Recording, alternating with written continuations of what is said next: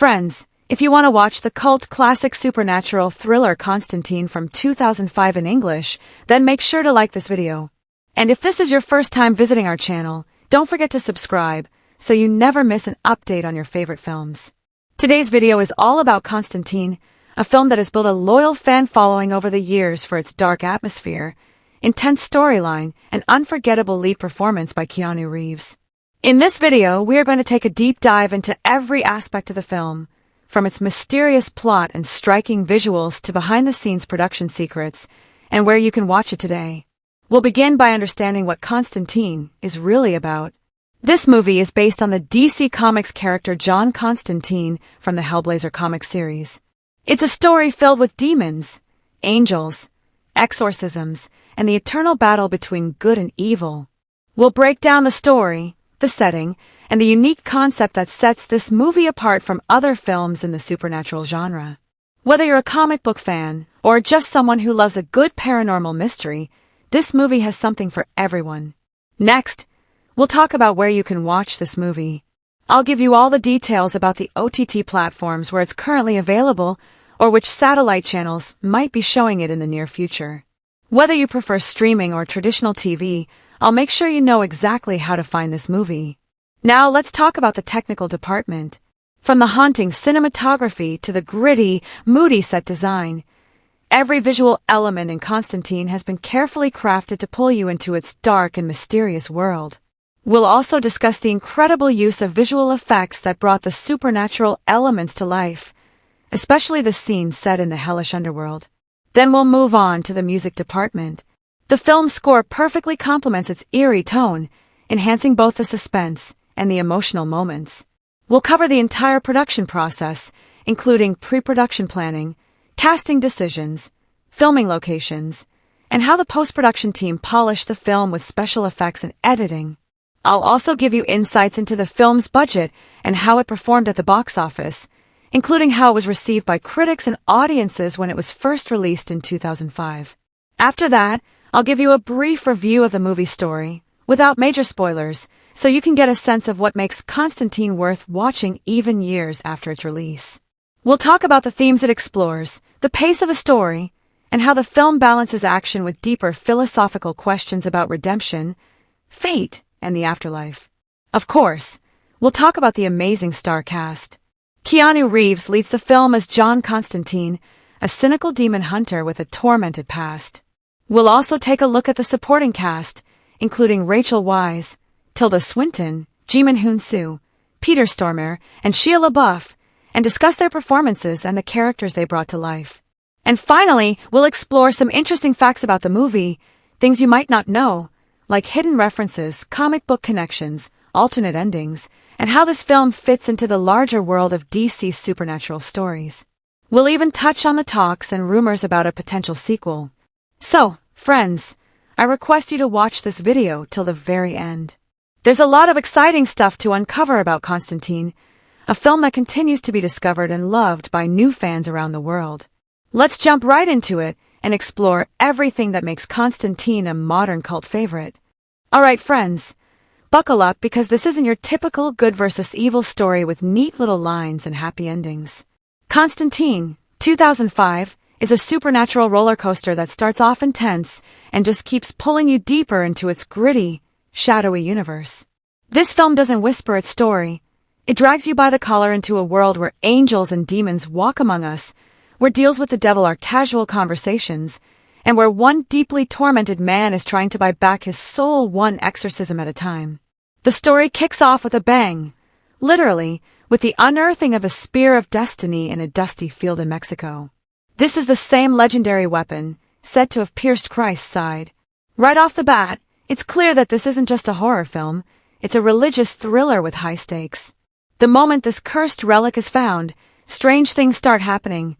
Birds drop dead from the sky, natural laws bend, and an ancient evil stirs. Meanwhile, we're introduced to John Constantine in one of the most memorable character intros in supernatural cinema, exorcising a demon from a possessed girl. Cool as ever, coat flying, cigarette dangling, and a holy relic in hand. He's not a priest. He's not even religious in the traditional sense. Constantine is a spiritual mercenary, and he knows both heaven and hell better than any living man should. Now here's where the plot really gets interesting. Constantine isn't trying to save the world out of love or duty. He's trying to earn redemption.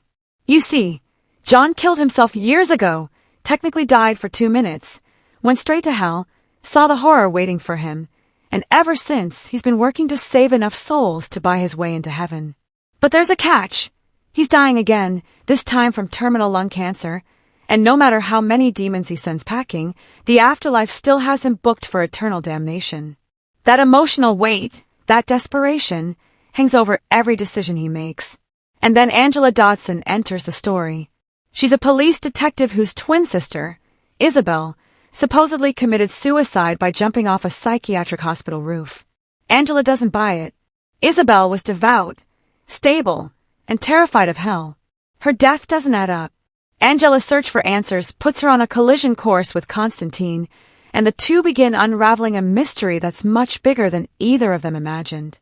Here's where the film blends detective noir, religious symbolism, and apocalyptic prophecy.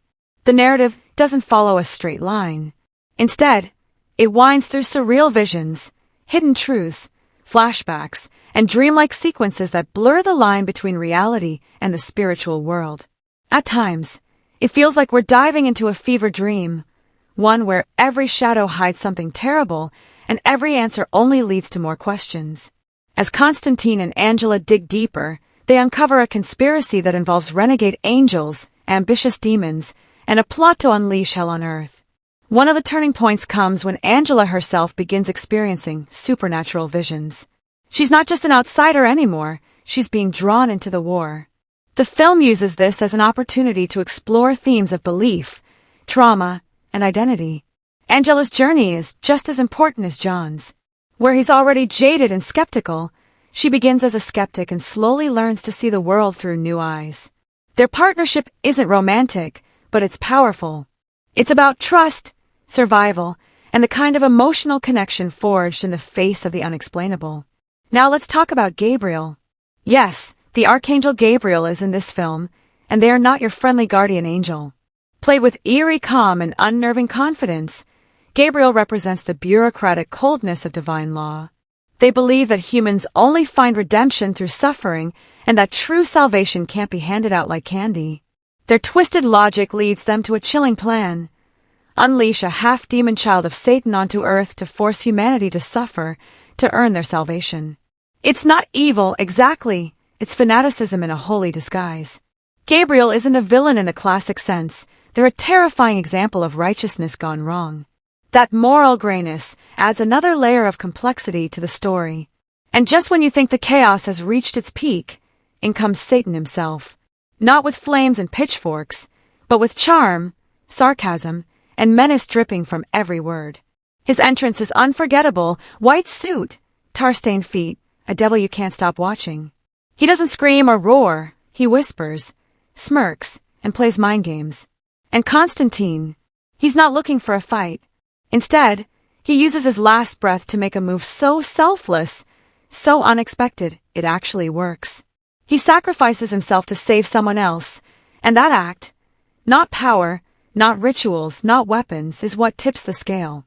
But the film doesn't end with Constantine floating into the clouds on a harp. No, this is Constantine.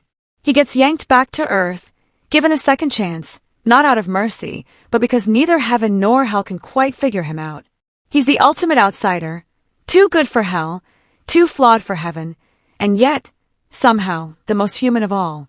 The narrative plays like a noir thriller, an exorcism movie, and a theological debate all rolled into one.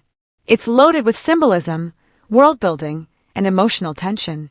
You're never told exactly what's right or wrong, and the characters don't neatly fall into hero and villain boxes. Instead, you get broken people trying to make sense of a broken system. It doesn't follow a textbook story arc. It unfolds like a mystery, shifts into a war, and ends like a spiritual chess match. It's messy, dark, unpredictable, and that's what makes it so fun.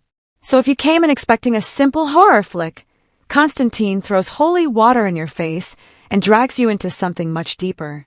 It's not just about saving the world, it's about saving yourself when you've already been written off. And in that chaos, that uncertainty, lies the film's true power.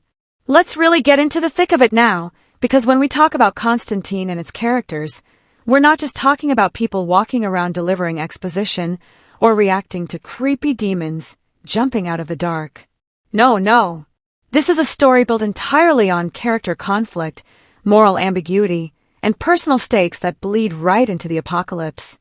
The characters in Constantine aren't window dressing to the plot, they are the plot. The way they collide, unravel, and evolve is what gives this film its bite. Let's start with John Constantine again, but now let's really pick him apart. He's the emotional and moral center of the story, and he is so far from your standard protagonist. John is angry. He's cynical. He's sarcastic, impatient, and downright rude. But that's just surface noise. Dig deeper and you find a man who is terrified, not just of dying, but of dying wrong. Of dying knowing that all the good he's done, all the demons he's exorcised, all the half-breeds he's punished won't matter. Because he's damned. Permanently. He knows it. He's seen hell. He's been there. And not in a dream. In actual, literal, fiery, flesh-peeling reality. This guy isn't driven by noble ideas or high morals. He's driven by desperation. He's on borrowed time, and every second of his life feels like a negotiation. He's trying to make a case for himself. With every exorcism, he's essentially screaming, "Does this count yet?" But here's where it gets fascinating. Constantine isn't just trying to escape hell, he resents both heaven and hell. He doesn't trust either side. He sees the angels as bureaucrats and the devils as predators. He's stuck between their rules, tired of being a pawn, and bitter that none of his efforts seem to matter. That worldview is what makes his arc so meaningful. He starts as someone who's trying to manipulate the afterlife's rules. He ends by completely rejecting the game. He makes a choice, not for himself, but for someone else, Angela, and that choice, that moment of genuine selflessness, is what turns the tide. Constantine becomes a man who accepts death, accepts sacrifice, and for the first time, finds peace not in victory but in surrender. That's real growth. Then we have Angela Dodson. Don't underestimate her. At first glance, she's a rational one, the audience surrogate, right? The one who's asking the logical questions and reacting to the bizarre world Constantine lives in. But she's so much more than that. Angela is a detective, yes, but she's also someone carrying immense emotional trauma. Her twin sister Isabel's death isn't just a case to solve, it's a wound she's been forced to live with. And it's tied to Angela's own buried abilities. The film subtly reveals that Angela used to see things, used to feel the spiritual realm as a child. But she shut it all down, buried it deep, convinced herself it wasn't real because it was too much.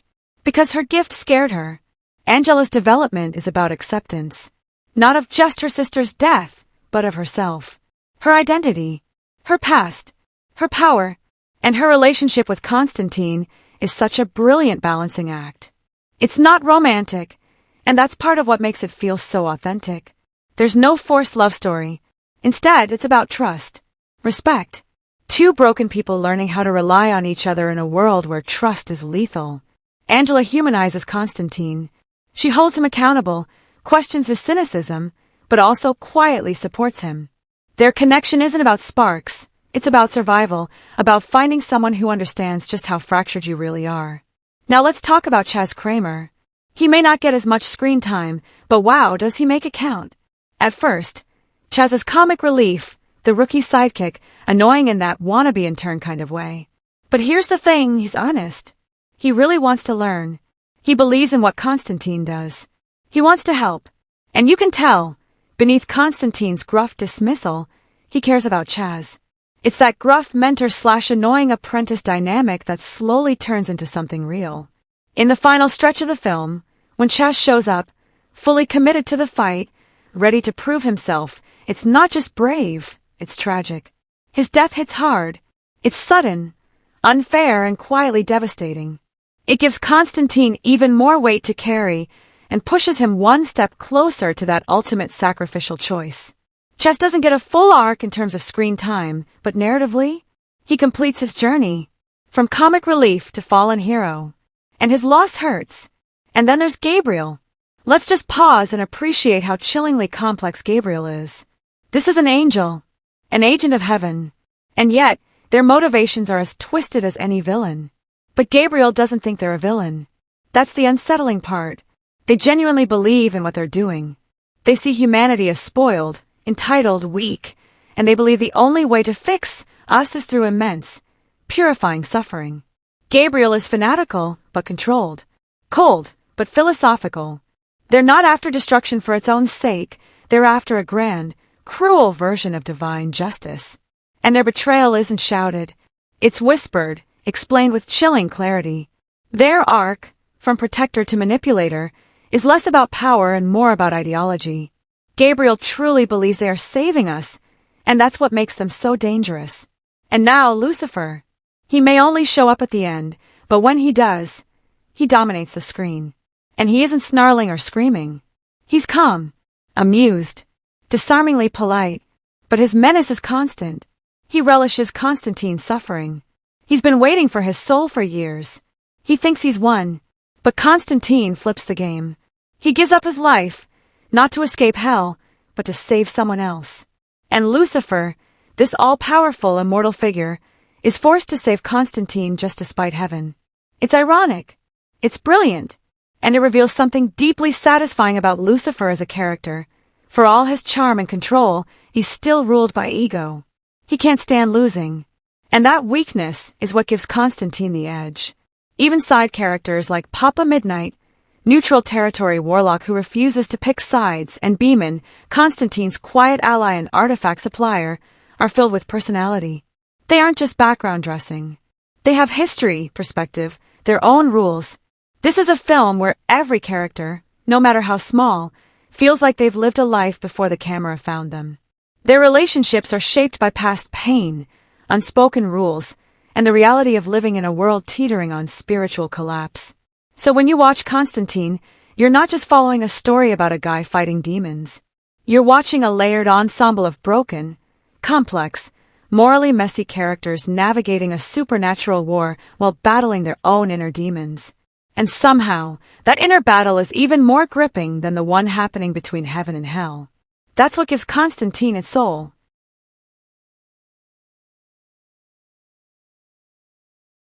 Let's blow the roof off this thing and take a deep dive into the performances in Constantine, because this isn't your typical popcorn supernatural thriller with half-hearted line delivery and moody stares. No, this is a film where every actor, from lead to background exorcist, goes full throttle with their roles. They don't just play characters, they possess them, like they've been rehearsing their entire lives for just these moments of cinematic purgatory. This cast is locked in, dialed up, and fully committed to a world where heaven and hell aren't metaphors, they're daily business, and they're about to burn everything down. Now we got to start, no question, with Keanu Reeves. This is not action movie Keanu. This isn't Neo dodging bullets or John Wick loading up an arsenal. This is Keanu drenched in existential dread, chain-smoking his way through a slow-motion descent into damnation. His portrayal of John Constantine is all about control, tight, coiled control. Keanu doesn't explode. He simmers. His entire performance is like a long exhale of cigarette smoke, laced with sarcasm and spiritual trauma. You can see the weight of Constantine's guilt in every shrug of his shoulder, every muttered insult, every moment he looks up at the heavens like he's daring God to answer. His timing is razor-sharp, not just with deadpan delivery but with emotional pivots. He can walk into a room and be the coolest guy in the trench coat, and then turn on a dime into complete vulnerability, like when he's facing his mortality or recalling his suicide attempt. Keanu makes you believe that this man has been to hell, literally, and what's worse, he came back knowing it's still waiting for him.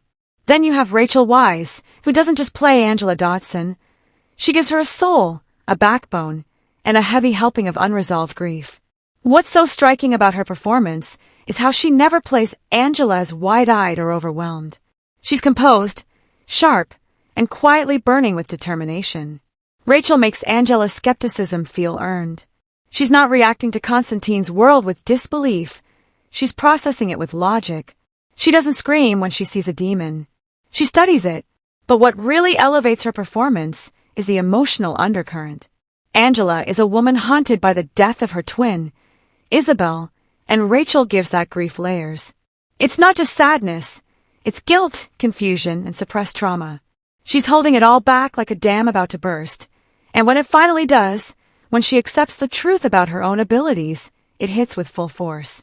Oh, and let's not forget, she plays both sisters. Isabel appears only briefly, but Rachel completely transforms. The way Isabel moves, speaks, the haunted look in her eyes, it's all distinct. It's like she's channeling two spirits in one performance, and it's mesmerizing. Tilda Swinton as Gabriel. That's not casting. That's divine intervention. No one else could have brought this level of eerie, celestial energy to the role. Tilda doesn't just walk into a scene, she floats. She makes you feel like Gabriel is above it all, humanity, morality, even gravity. And yet, she's watching, calculating. Her performance is icy, but not cold. There's something tantalizing and unsettling in every word she says. She has this unnerving calm where even the most shocking revelations come out of her mouth like bedtime stories. You never quite trust Gabriel, and that's entirely because of Tilda's delivery. When the betrayal lands, when you realize Gabriel is orchestrating chaos, it doesn't feel like a twist. It feels like the unveiling of a mask, and she doesn't need to yell or scream. Her stillness is what makes her terrifying. She makes you question what side heaven is really on, and that's performance power. Then there's Peter Stormare, who walks in late like a rock star encore and steals the whole show as Lucifer. He doesn't growl. He grins. He plays the devil as this oozing, barefoot, charming, sadistic force of nature in a filthy white suit. He giggles. He coos. He savors every second of Constantine's torment. And what makes it so brilliant is that he doesn't come across as a cartoon villain. One minute, he's leaning in like your sleazy uncle offering a deal. The next, he's got you by the throat, eyes wild, voice dripping malice. He makes Lucifer theatrical, sure, but in a way that feels dangerously close. This version of the devil doesn't need a fiery entrance. He shows up like a pestilence, spreading chaos by just being in the room. And when Constantine flips the game and sacrifices himself, watching Stormare shift from triumphant to seething is glorious. Now we've got Jimin Hoon-soo, and his Papa Midnight is the definition of command. This is a character who doesn't say much, but every word lands. Jimin gives him a kind of weary nobility, a man caught in the middle of a holy war he refuses to choose sides in. His performance is a masterclass in economy. He doesn't need long monologues. He delivers lines like prophecies. He looks like he's carrying the weight of spiritual neutrality on his back, and it's crushing him. And the way he handles Constantine, you feel the history there. Jimin makes you believe these two have a messy past, maybe allies, maybe enemies, definitely complicated.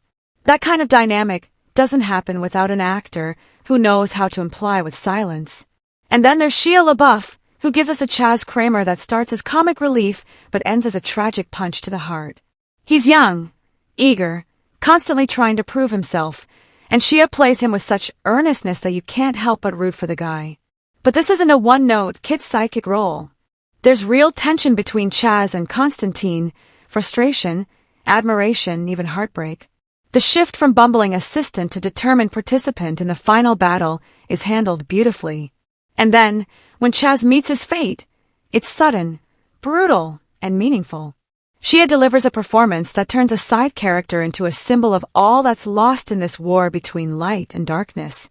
Even the smaller performances have a bite.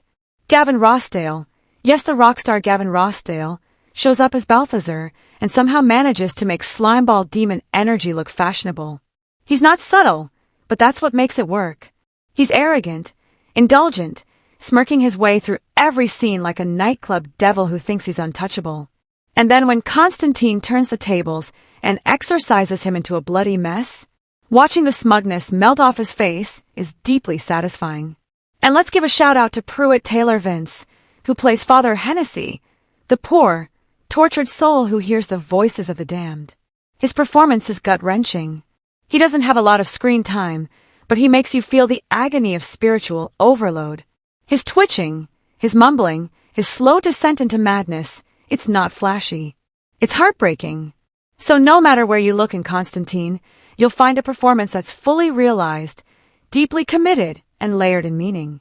The actors aren't just playing roles in a supernatural noir, They're breathing life into a world where sin, sacrifice, and salvation are all part of the daily grind. They make the film not just believable, but alive. And that's not just good acting. That's soul-deep storytelling. Alright, let's dig even deeper into the devilishly rich direction of Constantine, because Francis Lawrence didn't just direct a film. He architected a full-on spiritual war zone where every frame, every camera movement, every flicker of light feels like a carefully whispered prayer or curse. This isn't your paint-by-numbers genre fare. This is a film with atmosphere, and that comes straight from Lawrence's brain, which must look like a blend of a graphic novel, an ancient cathedral, and the fevered dreams of someone who once fell asleep reading the Book of Revelations. Let's start with how he builds mood. Lawrence doesn't rush to show you monsters or fiery pits. He wants you to feel them before you ever see them. He drenches every inch of his screen in unease. Not jump scare unease. Not sudden loud noises or horror cliches. No, he builds dread like a sculptor chiseling at fear. He lets it creep in through the cracks. He'll hold a shot just a few seconds too long, letting your imagination start to twist. He lets silence hang. He makes ordinary rooms feel haunted and back alleys feel like thresholds to damnation. When Constantine walks into a place, you know something's wrong before a single supernatural thing happens. And that's all Lawrence. And then he hits you with contrast. Lawrence doesn't paint the whole film in the same gothic hue. He knows how to shift gears without losing tone. He's not afraid to snap from moments of stillness to full-on madness. The exorcism scenes go from eerie whispers to total demonic chaos in seconds. Hell isn't introduced with a monologue, it erupts. And then just as quickly, we're pulled back to the real world with Constantine lighting a cigarette like it's all just part of his Tuesday. That whiplash is deliberate. Lawrence plays with the rhythm of unease and release, just like a good horror composer. He's conducting fear like a symphony. But what really sets his direction apart is the layered storytelling. He doesn't rely on exposition dumps or flashy narration. He shows us everything we need to know through visuals and subtext.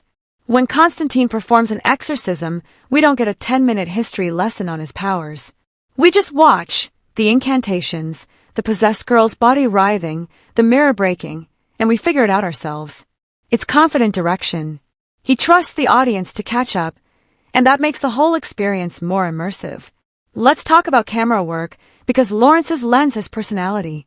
The way he moves the camera isn't random, it reflects Constantine's inner world. The shots are often low and creeping, like something slithering just below the surface. When we're in Constantine's apartment, the camera stays claustrophobic, heavy. When he's dealing with angels and demons, the frame expands, but not into clean, symmetrical order. Instead, it warps, tilts, shifts. Hell is portrayed with shaky, heat-rippled imagery, like the camera itself is being scorched. Heaven. It's not even fully shown. Lawrence withholds imagery, making divine forces feel unknowable. He never gives you full access to the metaphysical worlds, and that makes them all the more intriguing and terrifying. One of the smartest things Lawrence does is ground the supernatural. He doesn't lean on CGI to do all the heavy lifting. Sure, there are effects, demons bursting into flame, crosses glowing, portals ripping open, but they're treated with restraint. He uses practical effects wherever possible, and when CGI is necessary, it's filtered through grime and grit, so it never feels too glossy. The result? A film that feels tactile.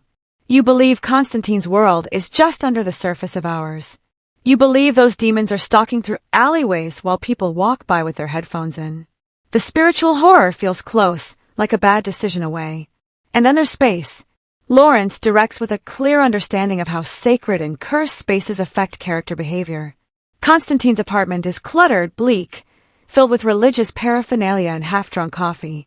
Angela's world is sterile, clinical, full of fluorescent light and silence.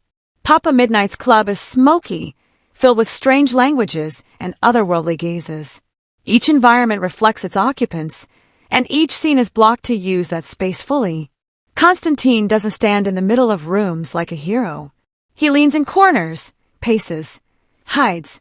Gabriel never moves quickly. They float, circle, observe like a hawk. Lawrence lets the characters live in their settings, and it deepens everything. His symbolism game is strong, too. Crosses are everywhere, but they're never just props. They're barriers, weapons, warnings. Water is a recurring motif. It purifies, it baptizes, it torments. Mirrors become gateways. Elevators become transitions between realms. He embeds these elements without drawing too much attention to them. So when something does happen, like a character slipping into hell through a puddle or summoning spirits with a bowl of water, you're already primed for it. The metaphors sneak up on you, and the payoff always feels earned. Even the lighting tells a story. Lawrence avoids bright light like it's a sin. Instead, he bathes everything in dusky golds, sickly greens, deep blues. There's always just enough light to see, but not enough to feel safe. Even day scenes feel overcast, as though God has stopped looking in this direction. When the camera lingers on Constantine in shadow, lit only by flickering flame or moonlight through a cracked window, it's not just moody, it's thematic. This is a man living in twilight, not belonging to any world fully. And let's not forget the pacing, which is a work of strategic genius. This isn't a mile-a-minute roller coaster. Lawrence lets the film breathe. He gives room for character moments, for silences to stretch, for the impact of scenes to settle in. But when it's time to escalate, when the demons rise, when the world starts crumbling, when Constantine stares down Lucifer himself, he doesn't hold back.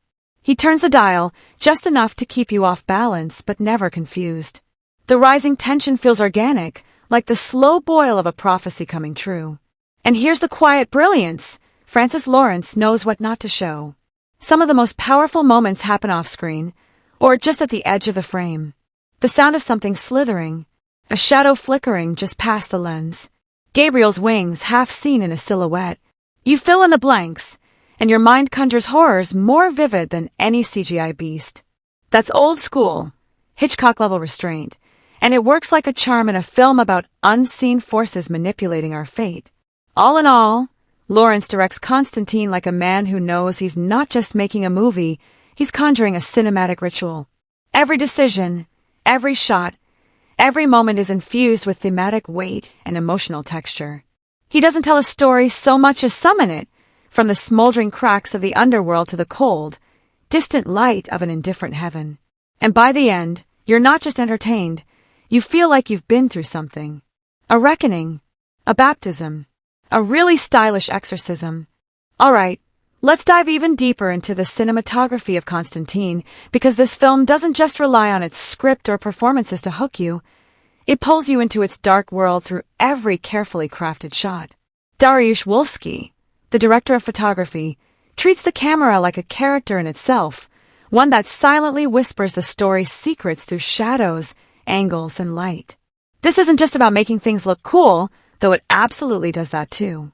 It's about painting a mood so thick you could slice it with a knife, and pulling you into a universe where the line between the mundane and the supernatural blurs into a smoky haze. Right from the opening scenes, you get hit with a palette that's anything but bright or cheerful. The color scheme feels like a slow bleed from reality into nightmare, washed-out grays and blues drenched in grimy greens and rusty oranges. It's as if the sun has been smothered by the city's spiritual rot, and we're trapped in the twilight zone between heaven and hell. This muted, almost monochromatic look isn't just a style choice. It sets the tone for the entire film, letting you know that you're stepping into a world that's haunted, broken, and on the edge of collapse. Wolski's lighting plays a huge role in this. There's a constant interplay between light and darkness, where shadows feel like living things.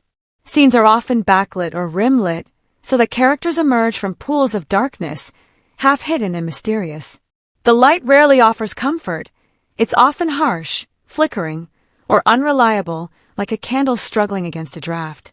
Even when the film ventures outside into the supposedly real world, everything feels wet, reflective, and murky, as if the rain is trying to wash away sins that refuse to come clean.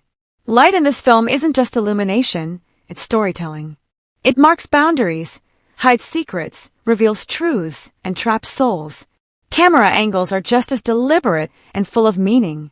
You'll notice that low angles are frequently used to portray Constantine as a force to be reckoned with, someone who survived hell and come back changed but unbroken. Yet, those same angles sometimes shift to a skewed or tilted perspective, injecting moments of instability. When the world tilts, you know something supernatural or unsettling is afoot. The camera doesn't just observe, It reacts to the story's shifting realities.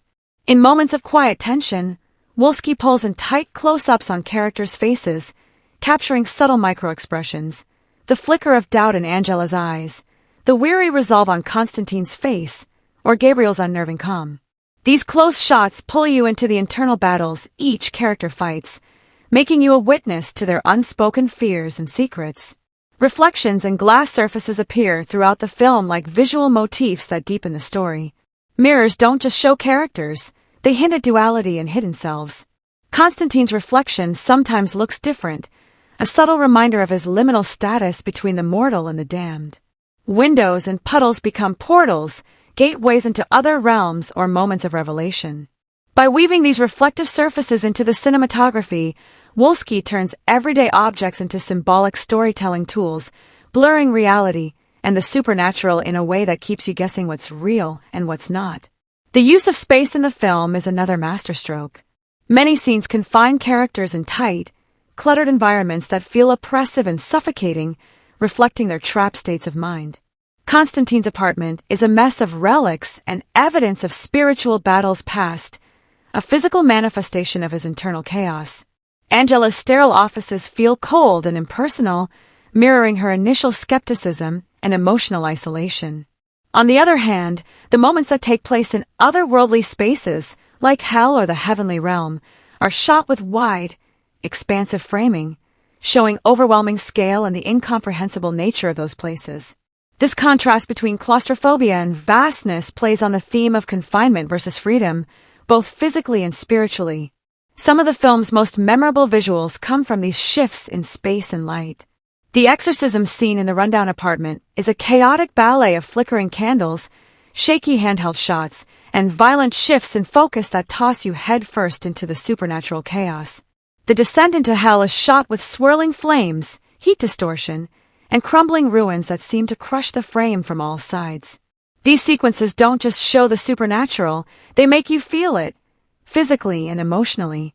The camera work in these moments is frantic but controlled, a perfect match for the story's blend of horror and spiritual thriller. Even quieter moments are enhanced by Wolski's cinematography. The camera lingers on rain-soaked streets, the way light refracts off wet pavement, or the empty spaces after a character's departure. These shots create breathing room within the narrative, allowing tension to build and emotions to resonate without words. They serve as a reminder that the world is alive with unseen forces and consequences. Sound and image come together seamlessly here, with cinematography complementing the film's layered sound design. Subtle shifts in lighting and focus coincide with eerie sounds or moments of silence, heightening your anticipation and sense of dread. When the camera holds on a character's haunted face, just as a faint whisper creeps in, you're drawn deeper into the film's world. Ultimately, the cinematography in Constantine doesn't just record the story, it enhances it. It's a rich tapestry of light and shadow, tight and wide framing, sharp angles and soft focus, all carefully choreographed to pull you into the dark spiritual battleground at the heart of the film. Every frame is a brushstroke painting a world where heaven and hell are never far apart, and the battle between them plays out not just on screen, but in every shadow and flicker of light you see. This is a film you don't just watch, you step into it, and its haunting visuals stay with you long after the screen goes dark. Alright, let's dive even deeper into the editing and pacing of Constantine, because this film's rhythm is more than just a mechanical stitching of scenes. It's a pulse that drives the entire experience. Imagine the editors as conductors of an orchestra, carefully cueing crescendos in quiet moments, knowing exactly when to let the tension swell and when to let the audience exhale. The film moves like a living thing, with a heartbeat that mirrors the restless, haunted nature of John Constantine himself. Right from the opening sequences, the editing sets the tone by balancing exposition and action with finesse. It never feels like you're getting bogged down in unnecessary detail, but neither does it throw you headfirst into confusion. Instead, the cuts are purposeful and precise, revealing just enough information at just the right moments. This creates a steady forward momentum that keeps the audience intrigued, always eager to piece together the puzzle of Constantine's world without feeling overwhelmed or lost. Transitions between scenes are a subtle but crucial part of the editing craft here. The filmmakers use a mix of smooth cuts and deliberate jarring edits to mirror the film's thematic tension between the earthly and the supernatural. For example, when we're navigating the grim, rain-soaked streets of Los Angeles, transitions tend to be smoother, grounding us in a gritty reality. But when the story ventures into spiritual realms, whether it's a flashback, a vision, or a descent into hell, the editing shifts gears, becoming more fragmented and abrupt. These sudden cuts feel like jolts to the system, reminding us that these otherworldly places operate under different rules and that crossing these boundaries is dangerous and disorienting. Action scenes benefit hugely from the editor's mastery of pacing. The exorcism scenes, in particular, are a whirlwind of rapid cuts, shaky handheld camera work, and quick zooms that plunge you headfirst into chaotic spiritual warfare. The editing here is frenetic but carefully controlled, reflecting the intense struggle between Constantine and the forces he battles. Each cut adds to the sensation of being in the thick of the fight, where every second counts and the stakes are life or death. But these sequences aren't non-stop adrenaline either. The editors smartly insert brief pauses where the camera lingers on characters' expressions or environmental details, letting the tension simmer before exploding again. This ebb and flow prevents action fatigue and keeps you emotionally invested. Beyond the thrills and chaos, the film's editing also excels in the quieter, character-driven moments. There are scenes where the pacing slows to a crawl, letting long takes breathe and allowing the weight of what's unsaid to settle. These moments often focus on John Constantine's weary face, Angela's growing disbelief, or a silent but loaded glance between characters. The restraint in editing during these scenes invites the audience to lean in and connect emotionally, making the characters' internal struggles feel real and relatable. It's this contrast between frantic energy and reflective calm that gives the film its unique rhythm. One of the cleverest editing techniques in Constantine is how it handles flashbacks and supernatural visions. Instead of abruptly pulling you out of the narrative with clunky cuts, the film uses dissolves, overlays, and subtle visual effects that blur the line between past and present, reality and vision. This seamless blending serves two purposes. It enriches the storytelling by layering in crucial backstory, and it reinforces the film's central theme of blurred spiritual boundaries. The audience isn't just told about Constantine's past or the supernatural threats, they experience the overlap firsthand, which deepens immersion. The pacing also respects the unfolding mystery at the heart of the story. The editors don't rush to reveal every twist too soon. Instead, they hold back just enough to keep the suspense taut, allowing moments of revelation to land with impact. The gradual unfolding of the plot encourages viewers to stay engaged, piecing together clues alongside the characters. When the film reaches its climax, the pace accelerates naturally. Quickening cuts, tighter framing, and heightened energy all come together to deliver a finale that feels earned and intense rather than rushed. It's also worth noting how the sound editing and visual cuts complement each other in maintaining the film's rhythm. The editors use silence or minimal sound during certain cuts to heighten tension, then unleash bursts of noise and music to coincide with rapid cuts or action bursts. This synchronization of sight and sound makes the pacing feel even more organic and immersive. When a cut lands just as a sudden sound erupts, or when a long, quiet shot builds anticipation before a sonic explosion, you feel it physically as well as emotionally. What's truly impressive is that the editing never feels like it's calling attention to itself. There are no jarring shifts or confusing leaps that pull you out of the story. Instead, the cuts guide you gently but firmly through a world where reality is unstable and spiritual danger lurks just beneath the surface. The rhythm mirrors Constantine's own journey, a man constantly balancing on the knife's edge between order and chaos, light and darkness. So, in every sense, the editing and pacing of Constantine function as a vital storytelling tool. They shape your emotional experience, control your engagement, and heighten the film's thematic tension without ever feeling intrusive or heavy-handed. The film moves like a well-oiled machine but with the unpredictability and heart of a living, breathing story. It's a masterclass in rhythm, timing, and flow that keeps you hooked from the first scene to the very last frame, leaving you both satisfied and eager to step back into that shadowy, supernatural world. Let's dive even deeper into the soundtrack and score of Constantine, because this isn't just your typical background music. It's an essential piece of the film's soul, working hand in hand with the visuals and story to create an atmosphere that's dark, mysterious, and endlessly captivating. The music doesn't just fill space, it shapes how you feel, where your attention goes, and how you experience every twist, every quiet moment, every burst of supernatural chaos. It's a sonic journey that perfectly mirrors the shadowy world John Constantine inhabits, and the way the composers and sound designers crafted this soundscape is nothing short of masterful. From the very first notes, the soundtrack grabs hold of you with its brooding, almost hypnotic tone.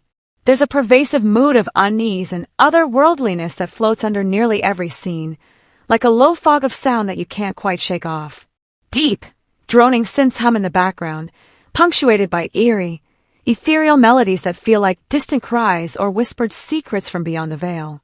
This creates an immersive aural environment that draws you into a world where the boundary between the natural and supernatural is thin and fragile. Even when the screen isn't showing anything particularly frightening, the music alone keeps the tension simmering, making every shadow feel alive and every quiet moment pregnant with menace. What's really fascinating about the soundtrack is how it blends modern industrial elements with classic orchestral music to craft something unique and fitting for Constantine's urban gothic vibe. On one hand, you've got electronic beats, distorted guitars, and pulsing synth lines that give the film a gritty, contemporary edge, perfect for the rain-soaked streets of Los Angeles where much of the story unfolds. This industrial sound feels raw, rough around the edges, mirroring Constantine's own abrasive personality and the harsh realities of the city's underbelly. On the other hand, sweeping strings, haunting choirs, and solemn brass sections inject a sense of the epic and the sacred, reminding you constantly that the film's conflict isn't just street-level crime or personal struggle. It's a cosmic battle between forces of good and evil, heaven and hell. This fusion of styles works brilliantly because it keeps you grounded in the here and now, while simultaneously lifting you into realms of spiritual warfare and metaphysical dread. The soundtrack feels like a bridge between these worlds, pulling you through the grime and grit into something far larger and more terrifying. It's a soundscape that's as conflicted and layered as Constantine himself. Recurring musical motifs play a key role in reinforcing the film's themes and characters, especially John Constantine. There's a signature haunting melody associated with him that reappears at crucial moments throughout the film. Sometimes it's subtle and distant, barely audible like a ghostly reminder of his burden. Other times it swells into a more urgent, almost desperate plea that echoes his inner turmoil.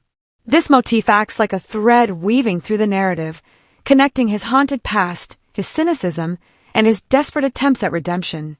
When you hear this theme, it's impossible not to feel the weight of Constantine's personal hell, the loneliness, the pain, and the flickering hope buried beneath his tough exterior. Silence is just as powerful a tool here as the music itself. The film uses moments of almost complete quiet to build tension in ways that are downright unsettling. When you expect music to fill a scene and instead you get near silence, it creates a vacuum that amplifies every creak, every breath, every subtle sound effect. These quiet pauses pull the audience in close, making you hyper-aware of what might be lurking just out of sight. The absence of music becomes a language of suspense, a way of communicating dread without saying a word. Then, when the music does return, it hits with even more force, jolting you into heightened awareness and often coinciding with a plot twist or sudden danger. Action sequences get their own musical boost, trading the atmospheric dread for something more visceral and urgent. Here, the soundtrack turns punchy and aggressive, loaded with driving percussion, sharp industrial noises, and electrifying guitar riffs that match the frenetic energy on screen. These musical choices don't just accompany the action. They propel it forward, immersing you in the chaos of exorcisms, demon battles, and supernatural confrontations. The score doesn't overwhelm the visuals or the actors. It complements and enhances them, creating a full sensory experience where sound and image collide in perfect sync. What's remarkable is the soundtrack's emotional versatility. When the film slows down to explore more intimate moments, Constantine's moments of vulnerability, Angela's gradual acceptance of the supernatural, or reflections on mortality and fate, the music softens dramatically. Gentle piano melodies, lush string arrangements, and haunting vocal layers step in to add emotional depth without drowning the scenes in sentimentality. These quieter pieces allow the characters' inner struggles to breathe and resonate, giving the audience space to connect with them on a human level despite the otherworldly backdrop. It's a delicate balancing act, and the score pulls it off with grace, never feeling manipulative but always deeply affecting. Another subtle but effective aspect is how the soundtrack interacts with sound design. The editors and composers work together so that music, ambient noises, and sound effects weave into a cohesive whole.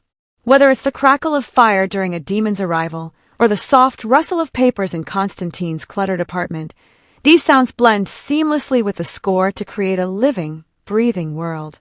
The soundscape feels tactile and textured, adding layers of immersion that pull you further into the film's atmosphere. In essence, the music in Constantine does far more than just accompany the story. It is the story's emotional and atmospheric heartbeat. It captures the film's dark, gothic tone and the complex interplay of hope and despair at its core. Whether it's the moody synth drones that whisper of danger, the soaring orchestral passages that hint at redemption, or the chilling silences that build suspense, the soundtrack enriches every frame and scene, making the supernatural world come alive in your ears as much as on the screen. It's a haunting, unforgettable sonic journey that lingers long after the film ends, echoing in your mind like a ghostly refrain that you can't quite shake. Alright, let's really dig into the themes and messages of Constantine because this movie, while packed with demons and dark magic, is secretly a treasure trove of deep, thought-provoking ideas that sneak up on you. It's like peeling back the layers of an onion, or maybe a fiery, brimstone-covered onion, where beneath the action and supernatural spectacle lies a story wrestling with some of the biggest questions about morality, faith, and what it means to be human.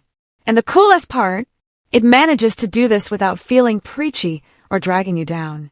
Instead, these themes pulse through the narrative like a heartbeat, subtle but powerful, and they give the film a surprising amount of emotional and philosophical weight. First up, redemption and damnation. This is the backbone of the movie, and John Constantine himself is the living embodiment of this theme. He's not your typical hero. He's a deeply flawed, world-weary, cigarette-smoking anti-hero who's paid a steep price for his past sins. The film doesn't shy away from showing how complicated redemption can be.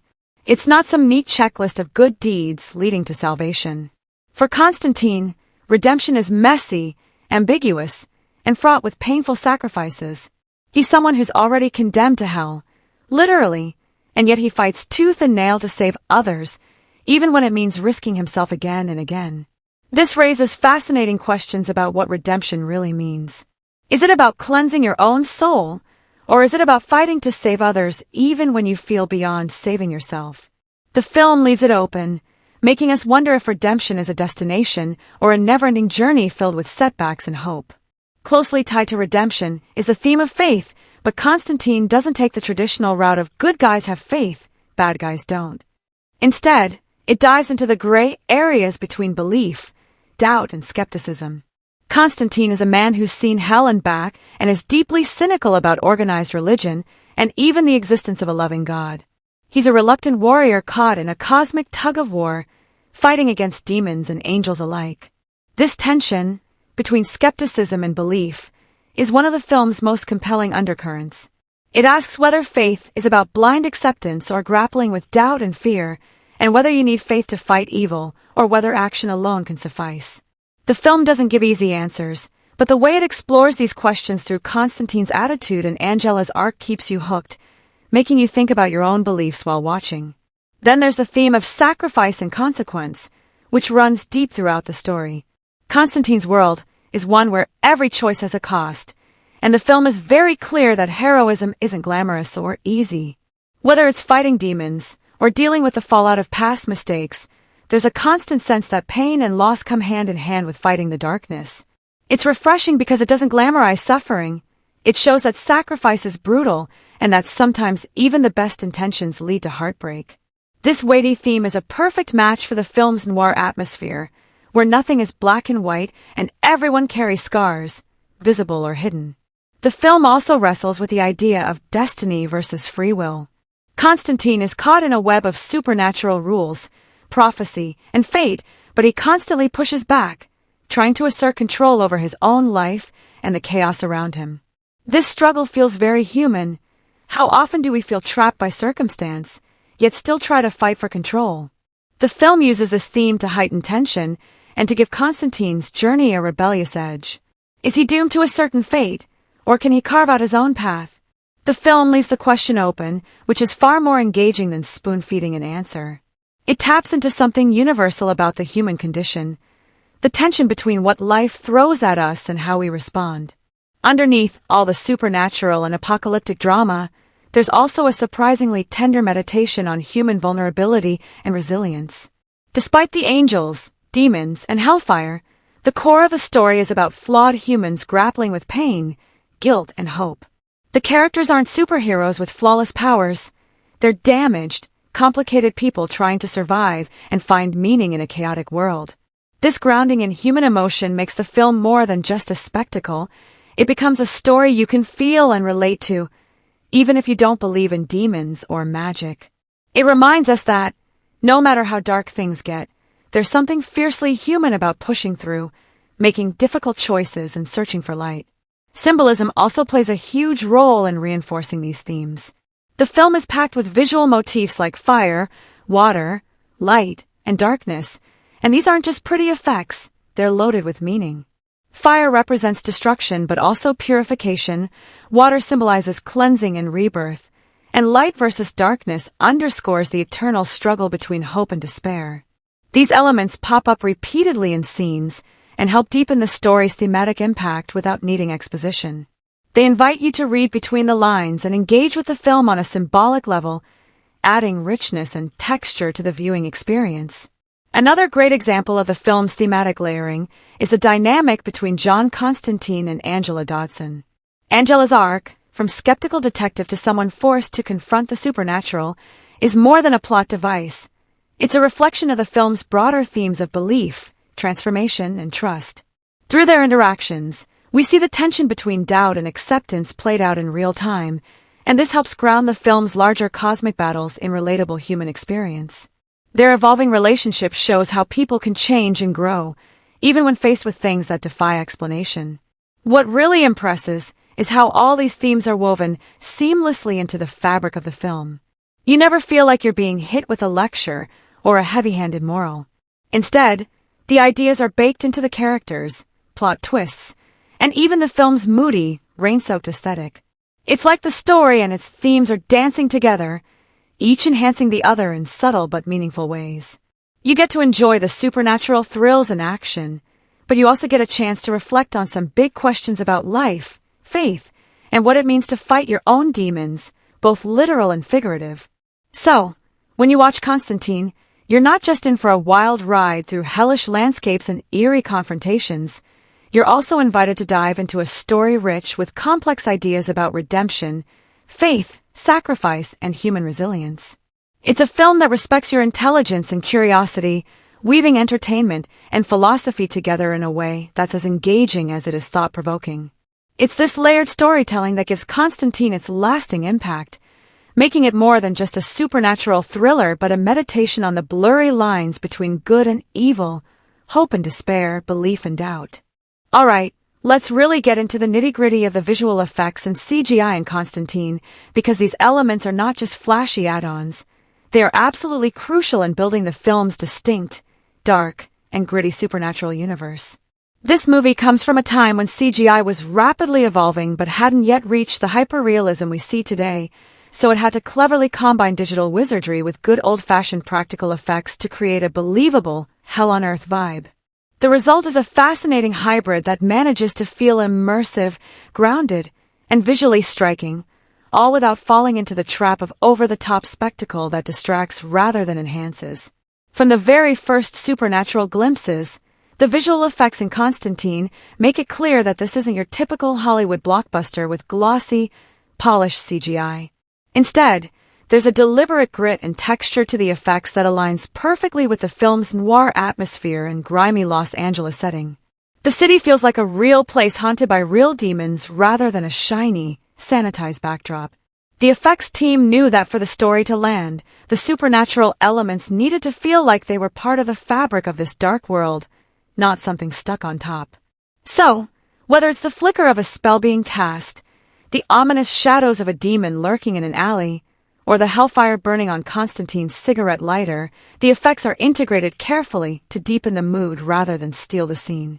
One of the standout aspects of Constantine's visual effects is the masterful use of practical effects and makeup prosthetics, especially when it comes to the demons and other supernatural creatures. Before the age of fully digital monsters, practical effects gave these characters a tangible presence on screen. The makeup artists and special effects team crafted incredibly detailed, grotesque demon designs that have a raw, tactile quality. These aren't slick CGI creations. They feel heavy, physical, and sometimes downright creepy in a way digital models sometimes struggle to replicate. The texture of the demon's skin, the movement of their limbs, and even their close-up interactions with human characters feel grounded in reality, making the audience believe these creatures could actually exist in this dark, twisted version of the world. When you see a demon crawl out from the shadows or contort into terrifying shapes, the practical effects make the moment visceral and immediate. But of course, some effects just can't be pulled off without digital help, and this is where the film's CGI steps in. Given the era, the mid-2000s, the digital effects vary in complexity and polish, but the filmmakers smartly use CGI selectively, avoiding overuse. For example, scenes involving the more elaborate demonic transformations, the ethereal appearance of angels, or the opening of hellish portals rely on CGI to achieve a level of supernatural spectacle that practical effects alone couldn't deliver. These moments add an otherworldly glow or distortion to the visuals, signaling to the audience that reality is bending and shifting beyond normal human experience. Even though some of the CGI might look a bit dated by today's standards, it still serves its purpose, well, by heightening the supernatural tension and providing visual cues for the film's cosmic stakes. The blend of practical and digital effects is a key strength because it prevents the film from feeling too reliant on any one style. The practical effects ground the story in gritty realism, while the CGI allows it to soar into the realms of fantasy and horror when necessary. This balance makes the world of Constantine feel both tangible and mysterious, an uneasy place where the everyday and the supernatural collide. Lighting and cinematography play a huge role in enhancing the impact of the visual effects. Many of the supernatural scenes are bathed in eerie glows, flickering candlelight, and shadowy contrasts that amplify the sense of dread and otherworldliness. This interplay between light and darkness not only heightens the visual drama, but also echoes the film's thematic battles between good and evil, salvation and damnation. The way shadows stretch and flicker around the effects makes the supernatural elements feel alive and unpredictable, adding an extra layer of immersion. Fire and smoke are also used masterfully as visual effects motifs throughout the film. The flames that leap from Constantine's lighter are more than just a cool visual flourish. They're a symbol of his tenuous connection to hell and his internal struggle with damnation and redemption. The smoke that curls and twists around demons or spills out of cracks between worlds is another visual cue, adding atmosphere and texture to scenes while reinforcing the idea that the boundaries between realities are thin and dangerous. These smaller effects might seem subtle, but they work hard to maintain the film's mood and help tell the story visually. The action sequences get a boost from the effects as well. When Constantine battles demons or performs exorcisms, the combination of stunt work, practical creature effects, and CGI enhancements creates thrilling moments that feel grounded yet fantastical. The effects add weight to punches, eerie energy to spells, and a sense of danger and urgency that keeps the audience on the edge of their seats. The camera work complements these effects, often using tight framing and quick cuts to immerse viewers in the chaos without letting the visuals become overwhelming or confusing. Importantly, the filmmakers avoided falling into the trap that many early 2000s films did, relying too heavily on flashy CGI to dazzle without substance. Instead, Constantine's effects feel purposeful and connected to the story. They never overshadow the characters or plot, but serve as tools to enhance the narrative and emotional beats. This thoughtful approach means that even when the film dips into the supernatural and fantastical, it always feels like part of a cohesive world rather than a disjointed spectacle. Looking back, the visual effects of Constantine hold up as a fascinating example of early 21st century filmmaking where practical craftsmanship, and emerging digital technology were blended to create something unique. The gritty textures, the detailed creature designs, the atmospheric lighting, and the carefully controlled use of CGI all come together to build a supernatural world that's both believable and haunting. For fans of supernatural thrillers, the effects add a crucial layer of immersion that draws you into the film's dark mythology and makes every demon encounter and mystical confrontation feel intense and real. In short, the visual effects and CGI in Constantine are a smart mix of old and new techniques that create a richly textured supernatural world. They enhance the film's tone and story without overwhelming it, giving audiences a thrilling, immersive experience where hell feels dangerously close and the fight between light and darkness plays out in every shadow and flame. Alright, let's really dive deep into the world-building magic that happens through the set design and location choices in Constantine, because this film's atmosphere isn't just a happy accident. It's a carefully constructed, mood-drenched playground that pulls you into a dark, twisted version of reality. From the moment the camera pans over the rain-slicked streets of Los Angeles, you're hit with a sense that this isn't the sunny, laid-back city you might expect. Instead, it's a gritty urban landscape soaked in shadows, flickering neon, and a tangible heaviness that perfectly mirrors the film's themes of sin, redemption, and supernatural warfare. The city itself feels like a character, worn, weathered, and haunted. One of the first things to notice is how the locations manage to blend the mundane with the supernatural in a way that feels seamless and believable. The filmmakers avoided the trap of creating an overtly fantastical or otherworldly environment that might pull you out of the story. Instead, the choice to shoot on location in real, grimy parts of Los Angeles adds a layer of authenticity. The streets look lived in, and sometimes even a little dangerous, which is exactly the vibe Constantine's world needs. It's as if hell and heaven's battles are being fought right under the neon signs and cracked sidewalks, which grounds the movie's high-concept themes in a tangible reality. When it comes to interior sets, there's a richness and detail that gives you a window into the characters' inner worlds without a single word being spoken. Take Constantine's apartment, for example.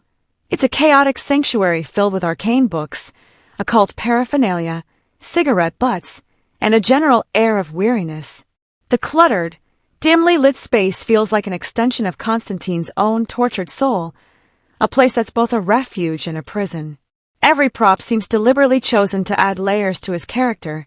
The battered furniture, the stained walls, the mysterious artifacts hinting at his deep knowledge of the supernatural. It's a space that tells you this man has been fighting battles for a long time, both internal and external. Contrast that with the church settings, which offer a stark, almost gothic counterpoint to the urban decay outside. The production design here leans heavily on classic religious iconography, stained glass windows, flickering candles, heavy wooden pews, all of which evoke a sense of sanctity and ancient power. But even these sacred spaces are tinged with darkness, filled with shadows that suggest the ever-present threat of evil. This interplay between light and dark, sacred and profane, is visually stunning and perfectly in tune with the film's themes. It's in these spaces that the cosmic struggle between heaven and hell feels most immediate, where the characters' moral and spiritual dilemmas come alive in physical form. The attention to props is another fascinating layer that adds authenticity and depth to the film's world. Objects like Constantine's signature cigarette lighter that bursts into flames aren't just cool visual effects, they symbolize his personal connection to hellfire and damnation. Ancient texts, talismans, and mystical tools scattered throughout the sets give weight to the occult knowledge that drives much of the plot. These items aren't just set dressing, they feel like they carry stories of their own, histories of ritual and magic that deepen the mythology of the film. It's clear that the production team took great care to ensure every detail contributed to the overall storytelling. Even the more mundane locations where supernatural events unfold are loaded with atmosphere. Whether it's a rundown apartment, a smoky bar, or a dark alley, these places are carefully chosen and dressed to heighten the sense of danger and suspense. They feel claustrophobic and gritty, emphasizing how close the threat of demonic forces is to everyday life. The decaying, peeling wallpaper, flickering fluorescent lights, and cracked tiles all work to immerse the viewer in a world that's beautiful in its darkness and menace. It's the kind of place where something terrible could happen at any moment, and often does. Lighting plays a massive role in shaping these environments. The production design teams up with the cinematographer to use pools of shadow, harsh neon colors, and the flicker of candlelight to create a constantly shifting visual landscape. This lighting not only makes the film look visually stunning, but also reinforces the narrative themes. Light and dark aren't just visual motifs, they symbolize the spiritual battles raging beneath the surface, the push and pull of good and evil, hope and despair. The way shadows stretch and swallow parts of the frame adds to the feeling that this world is unpredictable and dangerous, full of hidden threats and secrets. What's really impressive is how all these design elements, locations, sets, props, and lighting work in harmony to create a fully realized world. The film never feels like a series of disconnected scenes. Instead, it feels like a coherent, immersive experience where every environment has a purpose and tells a story. The gritty realism of the city streets grounds the supernatural action, while the richly detailed interiors reveal the characters' inner lives and struggles. The sacred spaces of the church offer a visual and thematic counterbalance that deepens the film's spiritual conflict.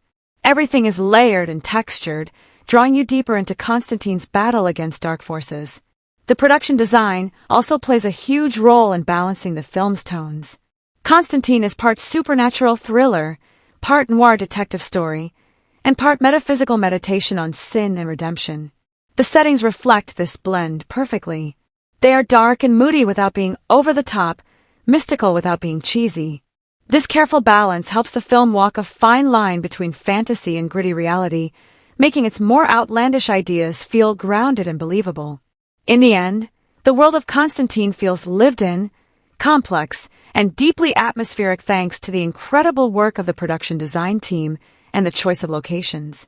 The city streets, dimly lit interiors, sacred churches, and even the smallest props all contribute to a rich tapestry that pulls you into the story's dark heart.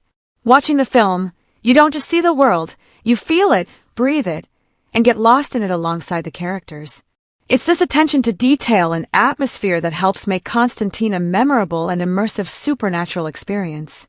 Alright, let's really unpack the dialogue and script in Constantine, because this is where the movie's unique personality truly shines. The writing is far from ordinary. It's layered with wit, cleverness, and emotional complexity that keep you hooked throughout. The script crafts a voice that's equal parts hard-boiled detective noir and metaphysical philosopher, and that combination makes the film's world feel lived in and its characters relatable, even amid all the hellfire and brimstone. Right out of the gate, John Constantine's dialogue sets the tone perfectly. His lines are delivered with a dry, sardonic humor that makes his cynicism not just believable but oddly charming.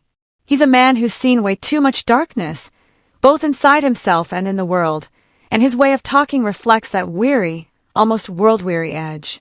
The script gives him a voice that's sharp and quick, filled with biting one-liners and witty remarks that lighten the mood without undercutting the seriousness of the plot. This kind of writing makes Constantine more than just a supernatural hero. He becomes a flawed, complex figure you want to root for because he's relatable, even if he's constantly battling demons. What's impressive is how the script balances this sarcastic humor with moments of genuine emotional depth. When Constantine discusses his own past mistakes, his fears, or the moral ambiguities he wrestles with, the dialogue takes on a more reflective tone. These scenes are filled with subtext, where the words carry a weight beyond the surface meaning. For instance, his conversations with Angela Ripley aren't just about solving a supernatural mystery. They reveal their vulnerabilities, hopes, and doubts. The script uses dialogue to peel back the layers of these characters, allowing us to see them as more than just players in a supernatural battle. It feels like you're overhearing real people grappling with extraordinary circumstances. The writing is also packed with memorable lines that have become iconic for fans of the film. Lines like, "Hell is full of the best intentions," or Constantine's dry commentary on the celestial bureaucracy don't just entertain. They distill the movie's themes into sharp, punchy phrases that stick with you. These standout lines function almost like mantras or philosophical nuggets, making the film linger in your mind long after the credits roll. They capture the movie's darkly humorous take on spirituality and human nature, blending cynicism with a kind of reluctant hope. Another really cool thing about the dialogue is how it effortlessly blends everyday slang with occult terminology. The characters talk about demons, angels, and supernatural contracts like these are part of the daily grind. This mixing grounds the supernatural elements in reality, making the fantastic feel accessible and believable. It avoids the trap of overly complicated exposition, which can bog down supernatural stories, and instead keeps things punchy and direct. You don't feel lost or overwhelmed by mystical jargon because the script treats these elements like common knowledge for the characters, which invites the audience to step into their world without confusion. Supporting characters also benefit from sharp, distinctive dialogue that fleshes them out beyond simple archetypes. Father Hennessy's lines carry a weary faith tinged with doubt, showing the strain of battling demonic forces while trying to maintain hope. Ches Kramer's dialogue often reveals his nervous loyalty and the tension of trying to keep up with Constantine's reckless style. Each character's way of speaking highlights their personality and role in the story, making the ensemble feel dynamic and real. The banter between characters feels natural and sometimes even warm, which adds a layer of humanity to the dark and often grim subject matter. The script is also a masterclass in balancing tension with humor, which is essential in a story that deals with heavy themes like damnation, faith, and sacrifice. Just when the plot feels like it's reaching a boiling point, the dialogue will throw in a sly joke or a sarcastic comment that breaks the intensity without undercutting the stakes. This ebb and flow keeps the movie from becoming monotonous or overly grim, maintaining an engaging rhythm that keeps you invested. It's like the script knows exactly when to give you a breather and when to ramp the tension back up. Pacing-wise, the script does an excellent job of delivering information in a way that feels natural and unforced. Instead of long-winded exposition dumps, the story's rules and mythologies are revealed through character conversations, casual remarks, and context clues. This keeps the narrative moving briskly and lets the characters' personalities shine through their words, rather than having them sound like walking encyclopedias of demon lore. It respects the audience's intelligence and trusts that we can piece things together without being spoon-fed. Moreover, the script's cleverness extends to how it treats the supernatural world. Rather than making it a mysterious, unreachable realm, the dialogue treats angels and demons as bureaucrats with their own red tape and politics, adding a layer of satire and world-building that's both funny and thought-provoking. This imaginative take makes the spiritual battles feel more grounded and relatable, while also highlighting the absurdity of the eternal cosmic conflict. In essence, the dialogue and script in Constantine are the unsung heroes that give the film its distinctive voice. They bring humor, heart, and intelligence to a story that could have easily become just another dark action flick. The words on screen not only reveal character and advance plot, but also immerse the audience in a world where faith, damnation, and redemption are fought with both fists and sharp tongues.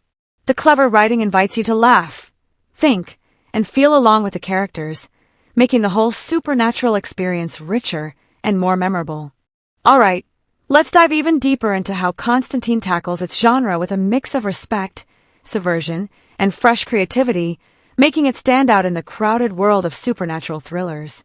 The film clearly knows the familiar beats that fans expect: dark heroes, shadowy underworlds, epic battles between good and evil, but instead of just replaying those tropes, it plays with them, flips them on their heads, and injects a healthy dose of originality that keeps things interesting from start to finish.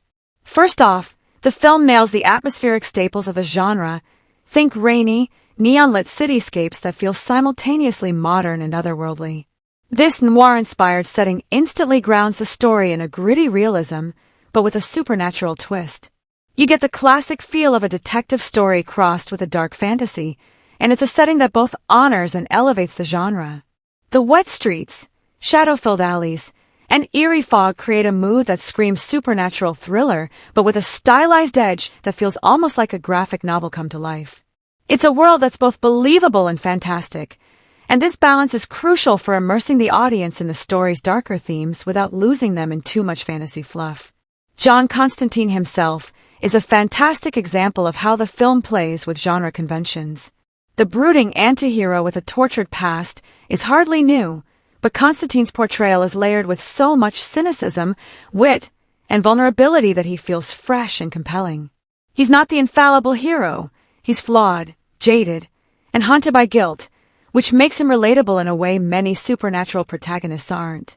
The film leans into this complexity, giving the audience someone who's as much a victim of the supernatural world as a fighter against it. This adds a psychological depth to the genre, turning what could be a simple good versus evil battle into a story about personal redemption and moral ambiguity. Speaking of battles, Constantine balances its action scenes beautifully within the genre's framework. There are plenty of high-energy fight sequences, demon chases, and supernatural showdowns that deliver the adrenaline rush fans expect, but they're choreographed with a sense of purpose and style. These aren't just flashy effects thrown in for spectacle, they're integral to the story and character development. Each fight reveals more about Constantine's resourcefulness, vulnerabilities, and the stakes involved. The way the film blends practical effects with CGI keeps the action feeling tangible, which is key for maintaining immersion in a genre where it's easy to get lost in over-the-top visuals. Suspense and mystery are woven skillfully into the narrative, elevating the genre's investigative elements. The story unfolds like a dark puzzle, with layers of secrets, betrayals, and hidden motives revealed gradually. This pacing keeps viewers guessing and engaged, which is essential in a supernatural thriller where exposition-heavy scenes can easily bog down the momentum. By revealing information through character interactions and cleverly placed clues, the film respects the audience's intelligence and keeps the narrative fresh and unpredictable. It's like a supernatural detective story with soul, where the stakes aren't just the fate of the world but also the internal struggles of the characters. The film's approach to the supernatural itself is a standout example of genre subversion. Instead of painting angels as purely good and demons as purely evil, Constantine presents a more morally complex world. Angels are bureaucratic, sometimes aloof or manipulative, and demons can be cunning but also subject to their own rules and politics. This nuanced depiction challenges the black-and-white morality that's often a hallmark of supernatural thrillers. It adds depth and realism to the cosmic conflict, making the stakes feel more grounded and the characters' choices more meaningful. This complexity also allows the film to explore themes of free will, faith, and redemption in a way that feels genuine rather than preachy. Humor is another key ingredient that sets Constantine apart within the genre. Dark supernatural stories often struggle to balance tone, but this film weaves in dry, sardonic humor that complements rather than undercuts the tension. Constantine's witty, often sarcastic remarks act like a pressure valve, providing relief from the intense action and heavy themes. This humor feels natural to the characters and situation, avoiding forced jokes or out-of-place comic relief. Instead, it enhances the film's personality, making it more engaging and accessible without diluting the stakes. Drama also plays a crucial role in genre execution, giving emotional weight to the supernatural and action-packed plot. The personal struggles of Constantine and the supporting characters bring a human element to the story, exploring themes of guilt, sacrifice, and hope amidst darkness. These emotional layers deepen the genre experience, making the film not just about thrilling battles, but also about the cost of those battles on the soul. This blend of drama and supernatural action enriches the narrative, inviting viewers to connect with the characters on a deeper level. Finally, the film's pacing and structure show a keen understanding of genre mechanics. It balances moments of intense action and suspense with quieter, character-driven scenes, maintaining a rhythm that keeps the audience engaged without feeling rushed or dragged down. The script's sharp dialogue and focused storytelling ensure that every scene serves multiple purposes, advancing plot, developing characters, or building atmosphere. This tight control over pacing is essential for genre films, and Constantine manages it well, delivering a satisfying and immersive experience. In summary, Constantine respects the supernatural thriller genre while skillfully bending and expanding its rules. It combines classic genre elements with original twists, balancing action, suspense, humor, and drama to create a film that's both familiar and excitingly new. Its nuanced characters, morally complex world, and sharp writing help it stand out in a genre that can sometimes feel repetitive, offering audiences a supernatural experience that's as thoughtful as it is thrilling.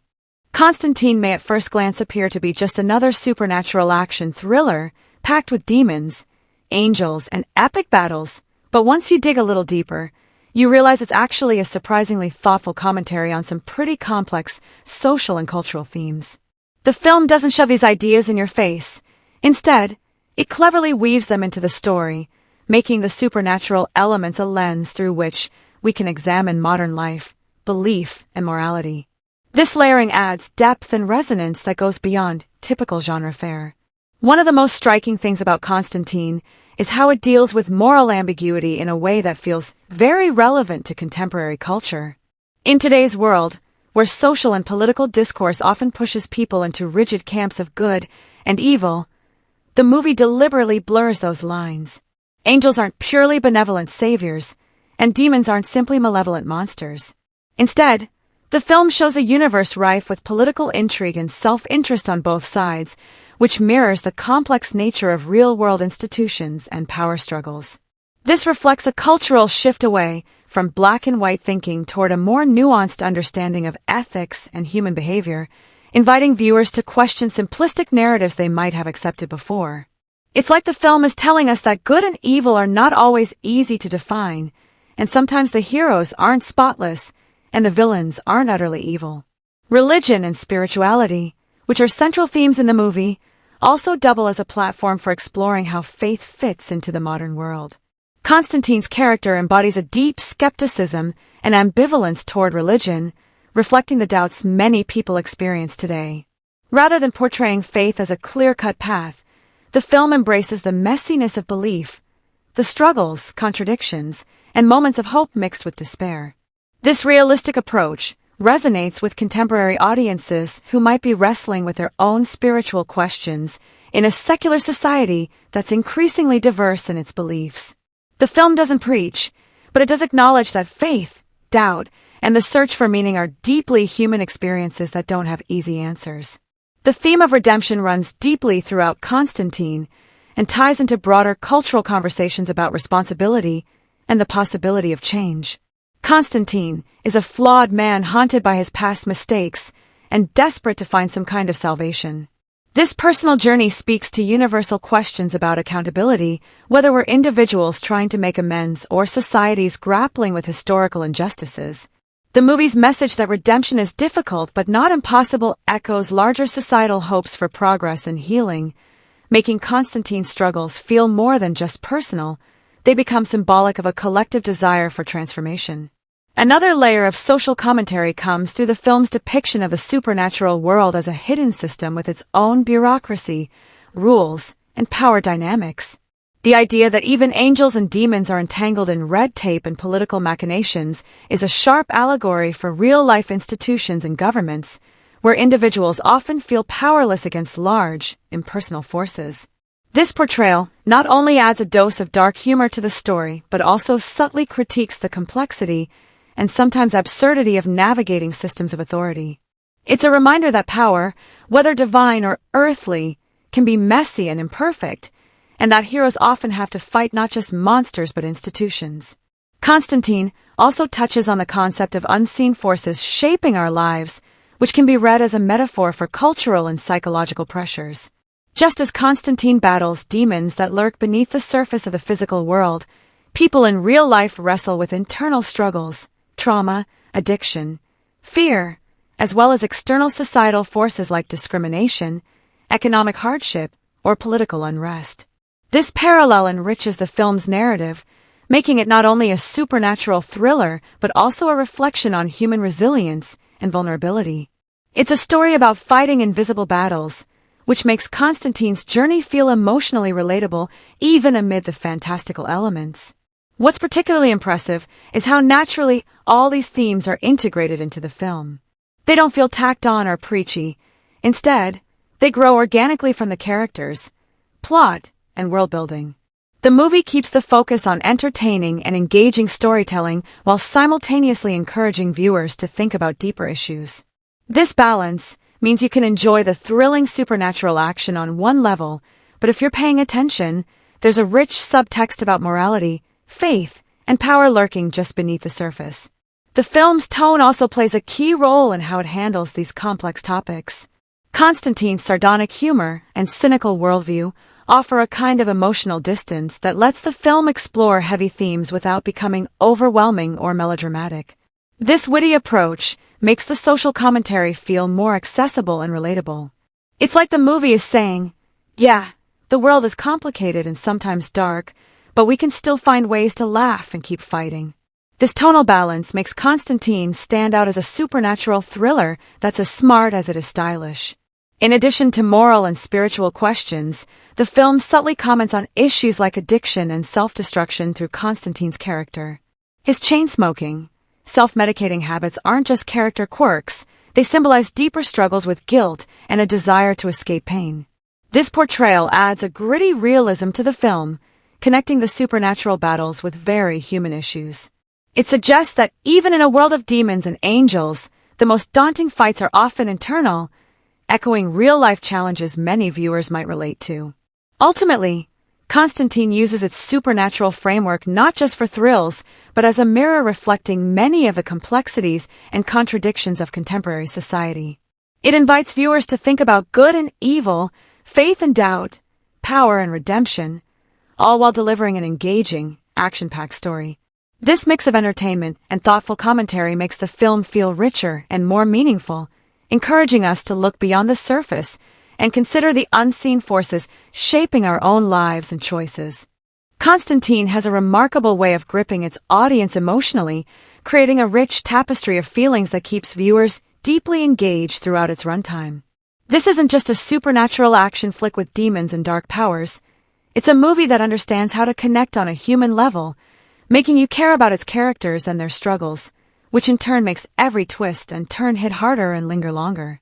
The emotional resonance works in layers, sometimes subtle, sometimes intense, but it's always there, pulling you in and holding your attention. From the very beginning, the film establishes a tone that's equal parts gritty realism and supernatural mystique, anchored by John Constantine's sharp wit and palpable weariness. This isn't your typical flawless hero. Constantine's flaws, regrets, and internal conflicts make him relatable and compelling. His sarcastic bravado masks a deep vulnerability, and the audience senses this complexity, which invites empathy. You find yourself rooting for him not just because he's fighting demons, but because you see a man who's burdened by guilt and desperately searching for redemption. This emotional complexity adds a rich texture to the viewing experience, turning what could have been a straightforward good versus evil story into something much more nuanced and engaging. Throughout the film, there are moments that really grab your emotions in different ways. The sudden appearances of terrifying supernatural entities and the intense confrontations spark adrenaline-fueled excitement, while quieter, more introspective scenes offer genuine emotional weight. When Constantine confronts his past or wrestles with his faith, those moments carry a raw honesty that resonates deeply. It's these quieter, reflective instances that often catch audiences off guard. Amidst all the supernatural chaos, there's a real human story unfolding, full of regret, hope, and struggle. That blend of action and emotion creates a powerful dynamic that keeps viewers invested on multiple levels. The film's pacing plays a big role in maintaining emotional engagement, carefully balancing high-energy sequences with moments of calm or dark humor. Constantine's sarcastic and cynical remarks serve as a kind of emotional anchor, giving the audience a chance to breathe and even smile before plunging back into tense or eerie scenes. This infusion of wit and levity prevents the movie from becoming too heavy or oppressive, making the emotional journey more manageable and relatable.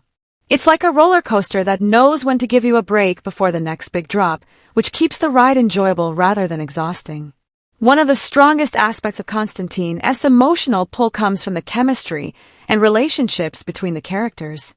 The interactions between Constantine and Angela are charged with tension, empathy, and a slow-building trust that feels genuine and earned. These relationships bring warmth and human connection to a story filled with darkness and danger. When the characters face threats or loss, the stakes feel personal and real because the audience has been drawn into their world. This connection makes emotional moments, whether it's fear, sorrow, or hope, much more impactful, as you're not just watching events unfold, but experiencing them alongside the characters. Another way Constantine engages its audience emotionally is through its thematic depth. The film's exploration of redemption, faith, and moral ambiguity resonates beyond the surface-level story. Many viewers find themselves thinking about these themes long after the movie ends, sparking reflection and discussion. This kind of intellectual engagement adds a lasting emotional dimension, encouraging people to revisit the film, uncover new layers, and debate its meanings with others. It's a movie that rewards repeat viewings because its emotional and thematic richness reveals more details and nuances each time, deepening the connection with the audience. The climax and ending of the film also contribute heavily to its emotional resonance. The resolution is not neat or overly sentimental. It's bittersweet and ambiguous, reflecting the film's overall tone. This kind of ending leaves room for interpretation and ongoing conversation, inviting viewers to ponder what comes next for Constantine and the world he inhabits. Such an ending is emotionally satisfying because it respects the complexity of the story and characters rather than tying everything up in a tidy bow. It's this openness that encourages viewers to keep thinking about the film, to debate its messages, and to revisit it with fresh eyes. Importantly, Constantine creates moments that elicit strong, varied emotional reactions, from excitement and shock during supernatural showdowns, to laughter at witty exchanges, to quiet moments of sadness and introspection. These emotional peaks and valleys prevent the experience from becoming monotonous and keep the audience fully invested. The film's ability to make you feel a range of emotions is a big part of what makes it memorable and engaging. Ultimately, the emotional engagement in Constantine comes from its blend of complex characters, sharp writing, thematic depth, and skillful balancing of tones. It pulls you into a world where supernatural horror meets very human fears and hopes, making the experience both thrilling and emotionally satisfying. This connection is why the film invites not just one-time viewing but repeated visits, discussion, and deep reflection, making it a standout in its genre for emotional resonance as well as entertainment. When you start comparing Constantine to other films in the supernatural thriller or comic book adaptation world, it quickly becomes clear that it's playing a somewhat different game than most of its peers. While many movies in this space lean heavily on bright, flashy visuals or straightforward heroics, Constantine dives deep into a murky, shadowy world where the lines between good and evil blur, and the hero himself is as complicated and flawed as the demons he battles. It's like the genre's moody, noir-tinged cousin, offering a brooding atmosphere and a darker tone that feels unique, especially when stacked up against the more mainstream superhero fare of the early 2000s. Take, for example, films like Hellboy and Blade, both contemporaries in the realm of supernatural comics adapted for the screen. Hellboy mixes myth, action, and a quirky sense of humor, wrapping its story in a somewhat fantastical and colorful package. Blade rides the razor's edge between vampire horror and action thriller, delivering a fast-paced, adrenaline-pumping experience. Constantine, in contrast, feels quieter but heavier, trading big set pieces for psychological complexity and moral ambiguity. It's less about heroics and more about existential struggle, about a man carrying the weight of his sins while waging a hidden war between heaven and hell. That difference in tone makes it stand apart in a crowded field, giving it a kind of cult mystique, an appeal that's less about spectacle and more about mood. Francis Lawrence's direction also sets Constantine apart in interesting ways. Looking at his broader filmography, including later hits like I Am Legend and the Hunger Games sequels, you can see his knack for blending strong visual style with emotional depth and thoughtful pacing. In Constantine, this manifests as a rich, atmospheric film where the city feels alive with shadows and secrets, and the storytelling isn't afraid to slow down to let the characters' internal conflicts breathe. It's a different rhythm from more frantic genre movies, where fast cuts and nonstop action often dominate. Here, Lawrence uses lighting, framing, and deliberate pacing to build tension and create a haunting mood that lingers long after scenes end. Another way Constantine distinguishes itself is in how it handles supernatural and religious themes. Many films about demons and possession rely on familiar tropes, jump scares, exorcism rituals, and clear-cut battles between good and evil. Constantine keeps those elements, but layers them with complex theology, philosophical questions, and a protagonist who isn't a shining paragon of virtue, but a deeply flawed antihero. This adds a level of depth and thoughtfulness that's rare in the genre. The movie explores themes of redemption, damnation, and free will with a seriousness that goes beyond the usual horror or action beats, giving it a more reflective and sometimes even somber tone. Keanu Reeves' performance as John Constantine also contributes significantly to the film's distinctiveness. Unlike many supernatural leads who might lean into stoicism or bombast, Reeves brings a blend of weary cynicism, dry humor, and vulnerable humanity to the role. His Constantine is a man worn down by his knowledge of hell but still fighting to make a difference, however flawed his methods. This nuanced portrayal makes the character feel lived in and real, providing a relatable anchor amidst the film's darker, otherworldly elements. It's a portrayal that balances attitude with emotion, giving the film a unique voice and personality. Comparing Constantine to more recent supernatural or comic book films reveals another layer of contrast. Today's genre movies often emphasize interconnected universes, non-stop CGI action, and brisk pacing designed to appeal to broad audiences and build franchises. Constantine feels like a product of a different filmmaking era, one less concerned with spectacle and more interested in atmosphere and storytelling depth.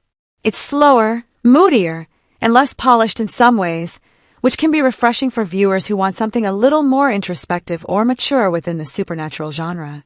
This difference has helped the film gain a cult following over time, as it offers a kind of darker, grittier alternative to the blockbuster norms. When stacked against other movies about angels, demons, and moral battles, Constantine stands out as a story that embraces complexity and ambiguity rather than clear-cut heroism. It's a film where the protagonist is as much a sinner as a savior, where victory often comes with personal sacrifice, and where the lines between light and dark are never completely clear. This sets it apart from the more black-and-white morality tales common in supernatural cinema and gives it a more modern, psychologically rich edge. Overall, Constantine is a fascinating case study in how a film can inhabit a familiar genre yet feel fresh and distinctive by leaning into darker themes, complex characters, and atmospheric storytelling. Whether you're a fan of supernatural thrillers, comic book adaptations, or just well-crafted genre movies, Constantine offers something a little different, an intoxicating mix of noir moodiness, philosophical depth, and genre thrills that keeps it memorable and engaging long after you've watched it. Constantine is a film that's practically bursting with symbolism and metaphor, weaving these deeper layers of meaning into its very fabric in ways that reward careful viewing and invite endless interpretation. Right from the opening scenes, the visuals and recurring motifs aren't just window dressing, they're carefully crafted to echo the film's central themes of redemption, moral conflict, and the blurry boundary between good and evil. Take John Constantine's iconic trench coat. It's more than just a cool, noir-inspired look. It acts as a symbolic shield, a kind of armor that visually communicates his hardened, world-weary nature and the emotional weight he carries from a lifetime of battling dark forces and his own inner demons. That coat wraps him like a cocoon, signifying both protection and isolation, showing how he's separated from normal society by the burdens he shoulders. Fire and smoke dominate the film's visual language and serve as potent metaphors throughout. Flames erupt during moments of intense conflict or revelation, representing destruction but also purification and transformation. Fire in Constantine isn't simply about hellish torment. It's an elemental force that consumes and renews, mirroring the protagonist's own turbulent journey towards possible redemption. Smoke is just as important. Constantly swirling around Constantine, it obscures and reveals, creating a visual metaphor for the haze of moral ambiguity that clouds the character's actions and decisions. The smoke seems to symbolize the thin veil between life and death, good and evil, and the unseen spiritual battles constantly at play. Mirrors and reflections are another fascinating motif that plays a recurring role in the film. They often serve as portals to truth or self-awareness, reflecting not just physical images but inner realities. Constantine's encounters with his own reflection or with other characters' mirrored images emphasize themes of identity and duality. The reflections hint at the hidden aspects of these characters, their secrets, their fears, and their true natures. The way these reflections sometimes distort or fracture suggests that the truth is complex and multifaceted, never entirely clear-cut.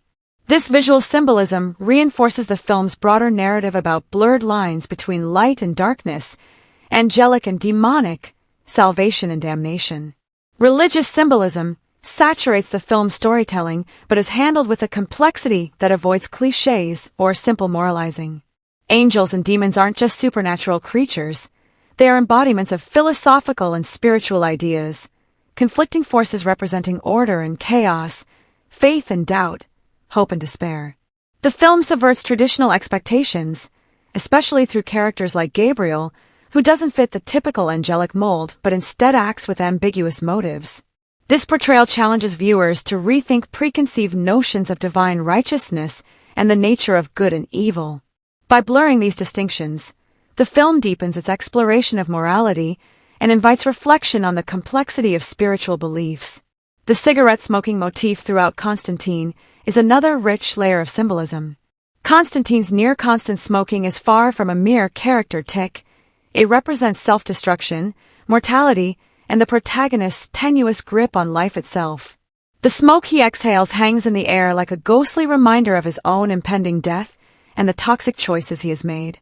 It also creates a sort of atmospheric veil, clouding the air and symbolizing the murkiness of Constantine's moral landscape. This habit is an external expression of his internal struggles, a physical manifestation of the weariness and pain beneath his tough exterior. Even the film's urban environment plays a crucial symbolic role. The rain-soaked streets, shadowed alleys, and neon-lit cityscapes evoke a kind of modern purgatory, a liminal space caught between the mundane and the supernatural.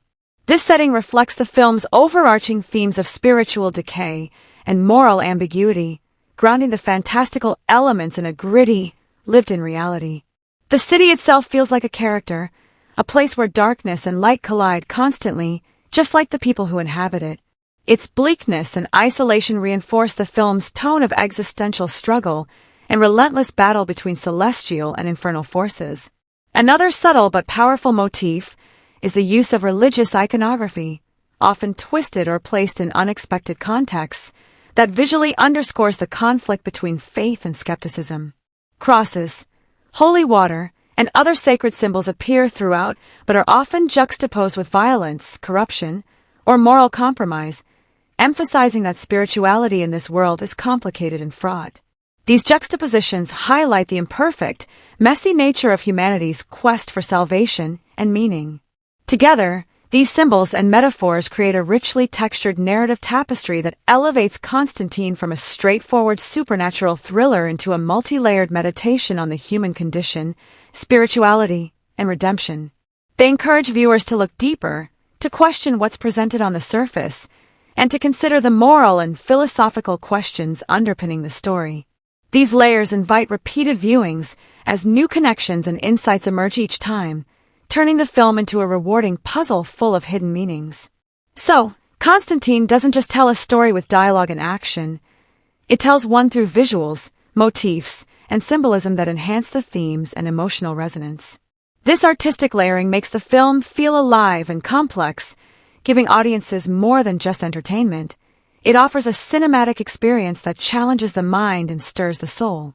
When diving deep into the financial side of Constantine, the story behind its budget and box office performance is actually quite interesting and reflects a smart balance between ambition and practicality. The film had a production budget estimated around $100 million, which in 2005 was a decent investment but not a blockbuster-level spend. This budget allowed the filmmakers to craft a high-quality supernatural thriller with solid visual effects, a talented cast, and detailed production design, all critical for bringing a dark, otherworldly story like Constantine to life without going overboard on extravagance. What's impressive is how effectively that budget was utilized. The movie doesn't scream big budget in the way some flashy superhero films do, but that was part of its charm. Instead, the money was carefully channeled into creating a believable, atmospheric world filled with smoky back alleys, eerie religious iconography, and sinister supernatural elements. The blend of practical effects and CGI was well balanced. Demons, angels, and apocalyptic scenes felt tangible and immersive rather than overly digital or artificial.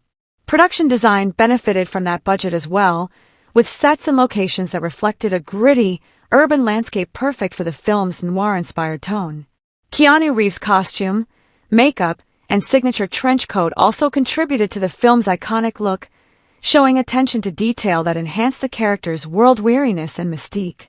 When Constantine hit theaters, it faced a competitive landscape with many superhero and fantasy movies trying to capture audience attention. Despite this, it managed to perform solidly at the box office, grossing around $230 million worldwide. While this number might not put it in the blockbuster league alongside Spider-Man or Batman Begins from that era, it was definitely a success in terms of recouping its budget and generating profit. The movie's financial return was helped by its international appeal, where audiences seemed particularly receptive to darker, edgier takes on comic book material. In some ways, Constantine became one of those sleeper hits, never dominating headlines but steadily drawing viewers who appreciated its unique tone and approach. Marketing for the film played a crucial role in shaping its box office trajectory. The campaign leaned heavily into the movie's mysterious, supernatural atmosphere rather than flashy superhero tropes. Trailers and posters showcased brooding imagery, a trench-coated Keanu Reeves, flashes of hellish creatures, and glimpses of intense, moody battles between good and evil. This targeted approach appealed to fans of horror, fantasy, and noir, while also capitalizing on Keanu Reeves' star power. He was riding a wave of popularity after the Matrix trilogy, which helped draw curious viewers. However, the marketing didn't necessarily aim for the broad, family-friendly appeal that some superhero movies target, which meant it was always a bit of a niche attraction rather than a mass-market event. Audience reception influenced the financial outcome in fascinating ways. Fans of the Hellblazer comics and supernatural thrillers appreciated Constantine for its darker tone, philosophical themes, and the morally complex lead character. Keanu Reeves' portrayal was widely praised and became a defining element of the film, attracting viewers who wanted to see a different kind of comic book hero, one who wasn't shining and perfect but flawed, cynical, and deeply human. On the flip side, some general audiences found the mythology-heavy story and slower pacing a bit challenging, which limited word-of-mouth momentum among casual moviegoers. This mixed response meant that while the film didn't explode into a franchise powerhouse immediately, it carved out a dedicated fanbase that has kept interest alive through repeat viewings, home media sales, and later adaptations like the TV series. Another factor that subtly influenced Constantine's financial journey was its timing. Released in February 2005, a month often considered a quieter, less competitive release window, the movie avoided being crushed by summer blockbusters or holiday tentpoles. This allowed it to find an audience without excessive pressure, making it a smart strategic choice by the studio.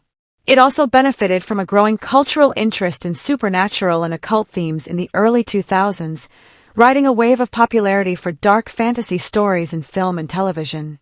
From a financial perspective, the film's performance likely exceeded expectations for a project that didn't come with guaranteed franchise potential. It showed studios that there was a viable market for more mature, genre-blending comic book adaptations, not just the brightly colored superhero fare dominating the box office. This success, measured in profitability rather than raw blockbuster numbers, gave confidence for more projects to explore similar dark and complex themes, expanding the kinds of stories Hollywood was willing to tell within the comic book and supernatural realms. All in all, Constantine represents a fascinating case of a mid-budget film punching above its weight in terms of production quality and carving out a profitable niche at the box office. It balanced a respectable budget with smart spending on effects, sets, and casting to create a visually compelling and thematically rich film. Marketing positioned it perfectly for its target audience without overpromising, and despite mixed mainstream reception, it found enough fans to generate steady earnings and lasting cultural impact. It's a textbook example of how a film can be both a financial success and a cult favorite without needing to break box office records or spawn immediate sequels. Constantine came out in 2005 during an exciting time for comic book adaptations and supernatural thrillers. Unlike the bright, flashy superhero movies dominating the early 2000s, Constantine offered something darker, moodier, and far more mature, more of an occult detective story than a traditional hero's journey. This tone was deeply rooted in its source material, the Hellblazer comic series from DC's Vertigo imprint, which was famous for its gritty, adult storytelling and complex, flawed protagonist.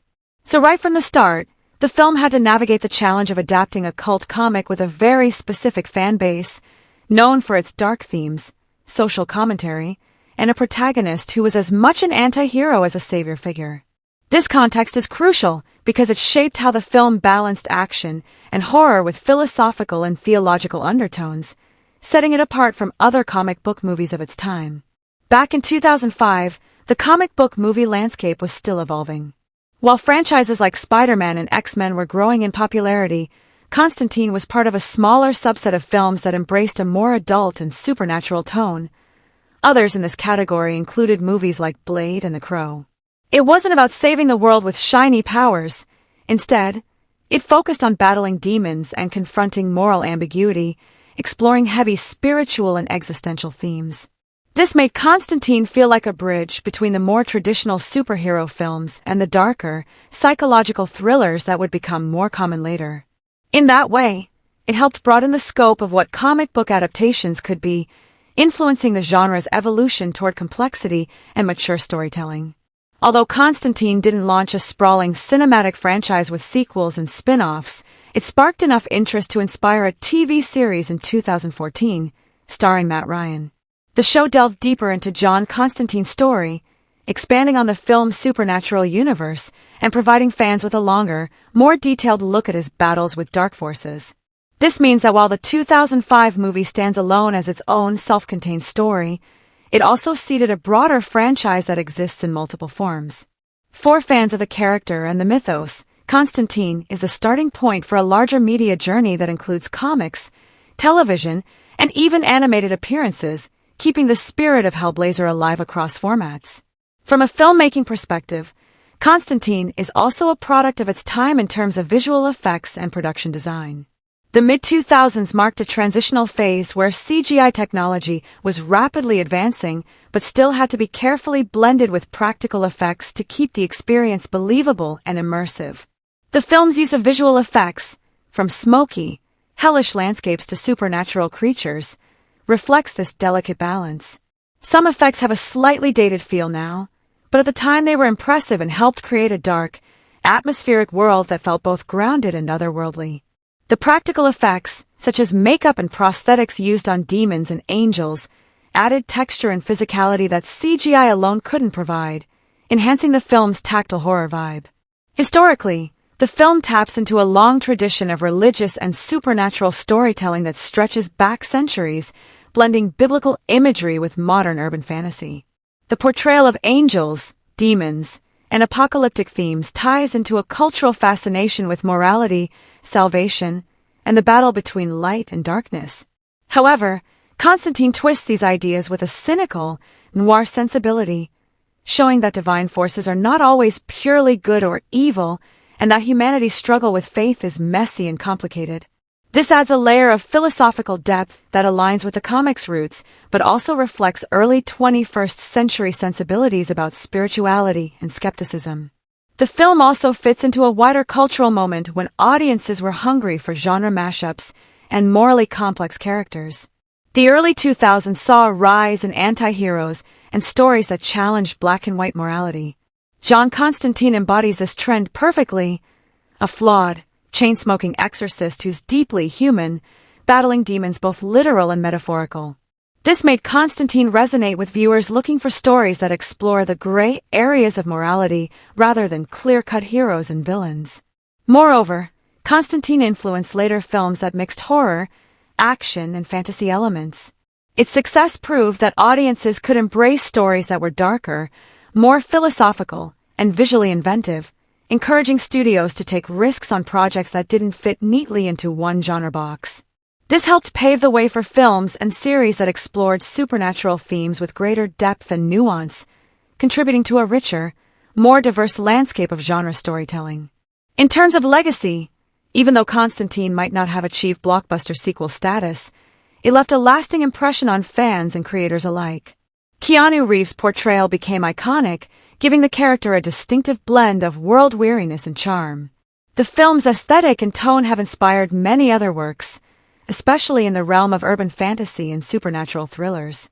Its unique blend of religious symbolism, moral complexity, and stylish visuals makes it a touchstone for anyone interested in how comics and cinema can merge to tell mature, thought-provoking stories.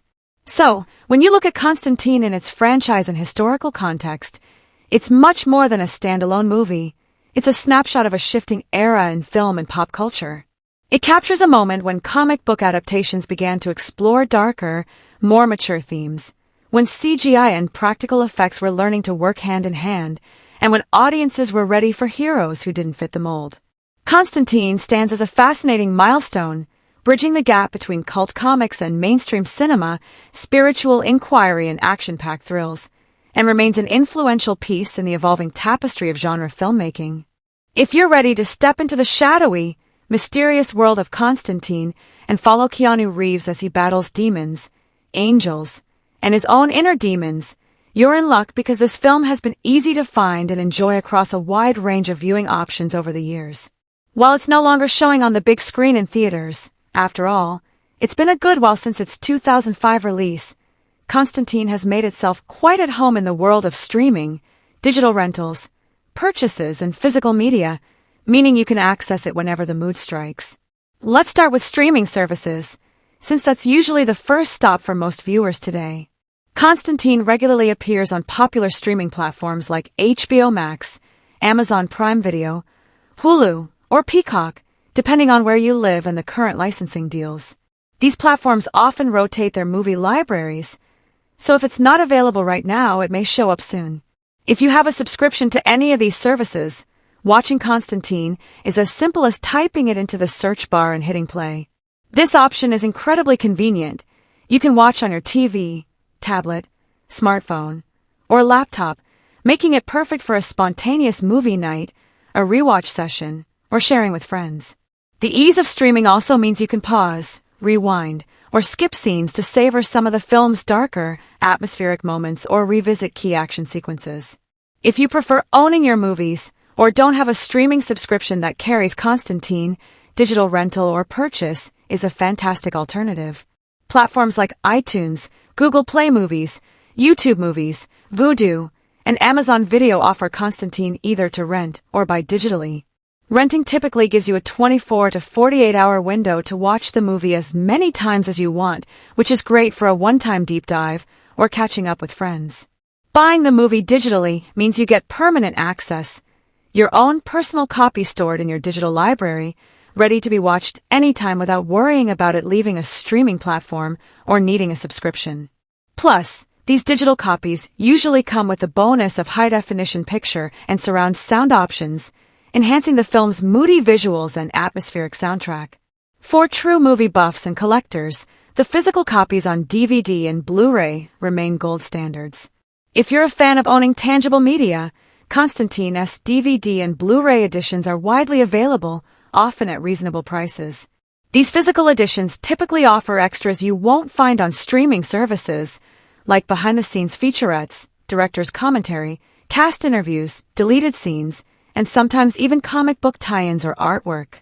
These special features give you an in-depth look at the making of the film, the creative choices behind its dark tone and visual effects, and the challenges involved in adapting the Hellblazer comics.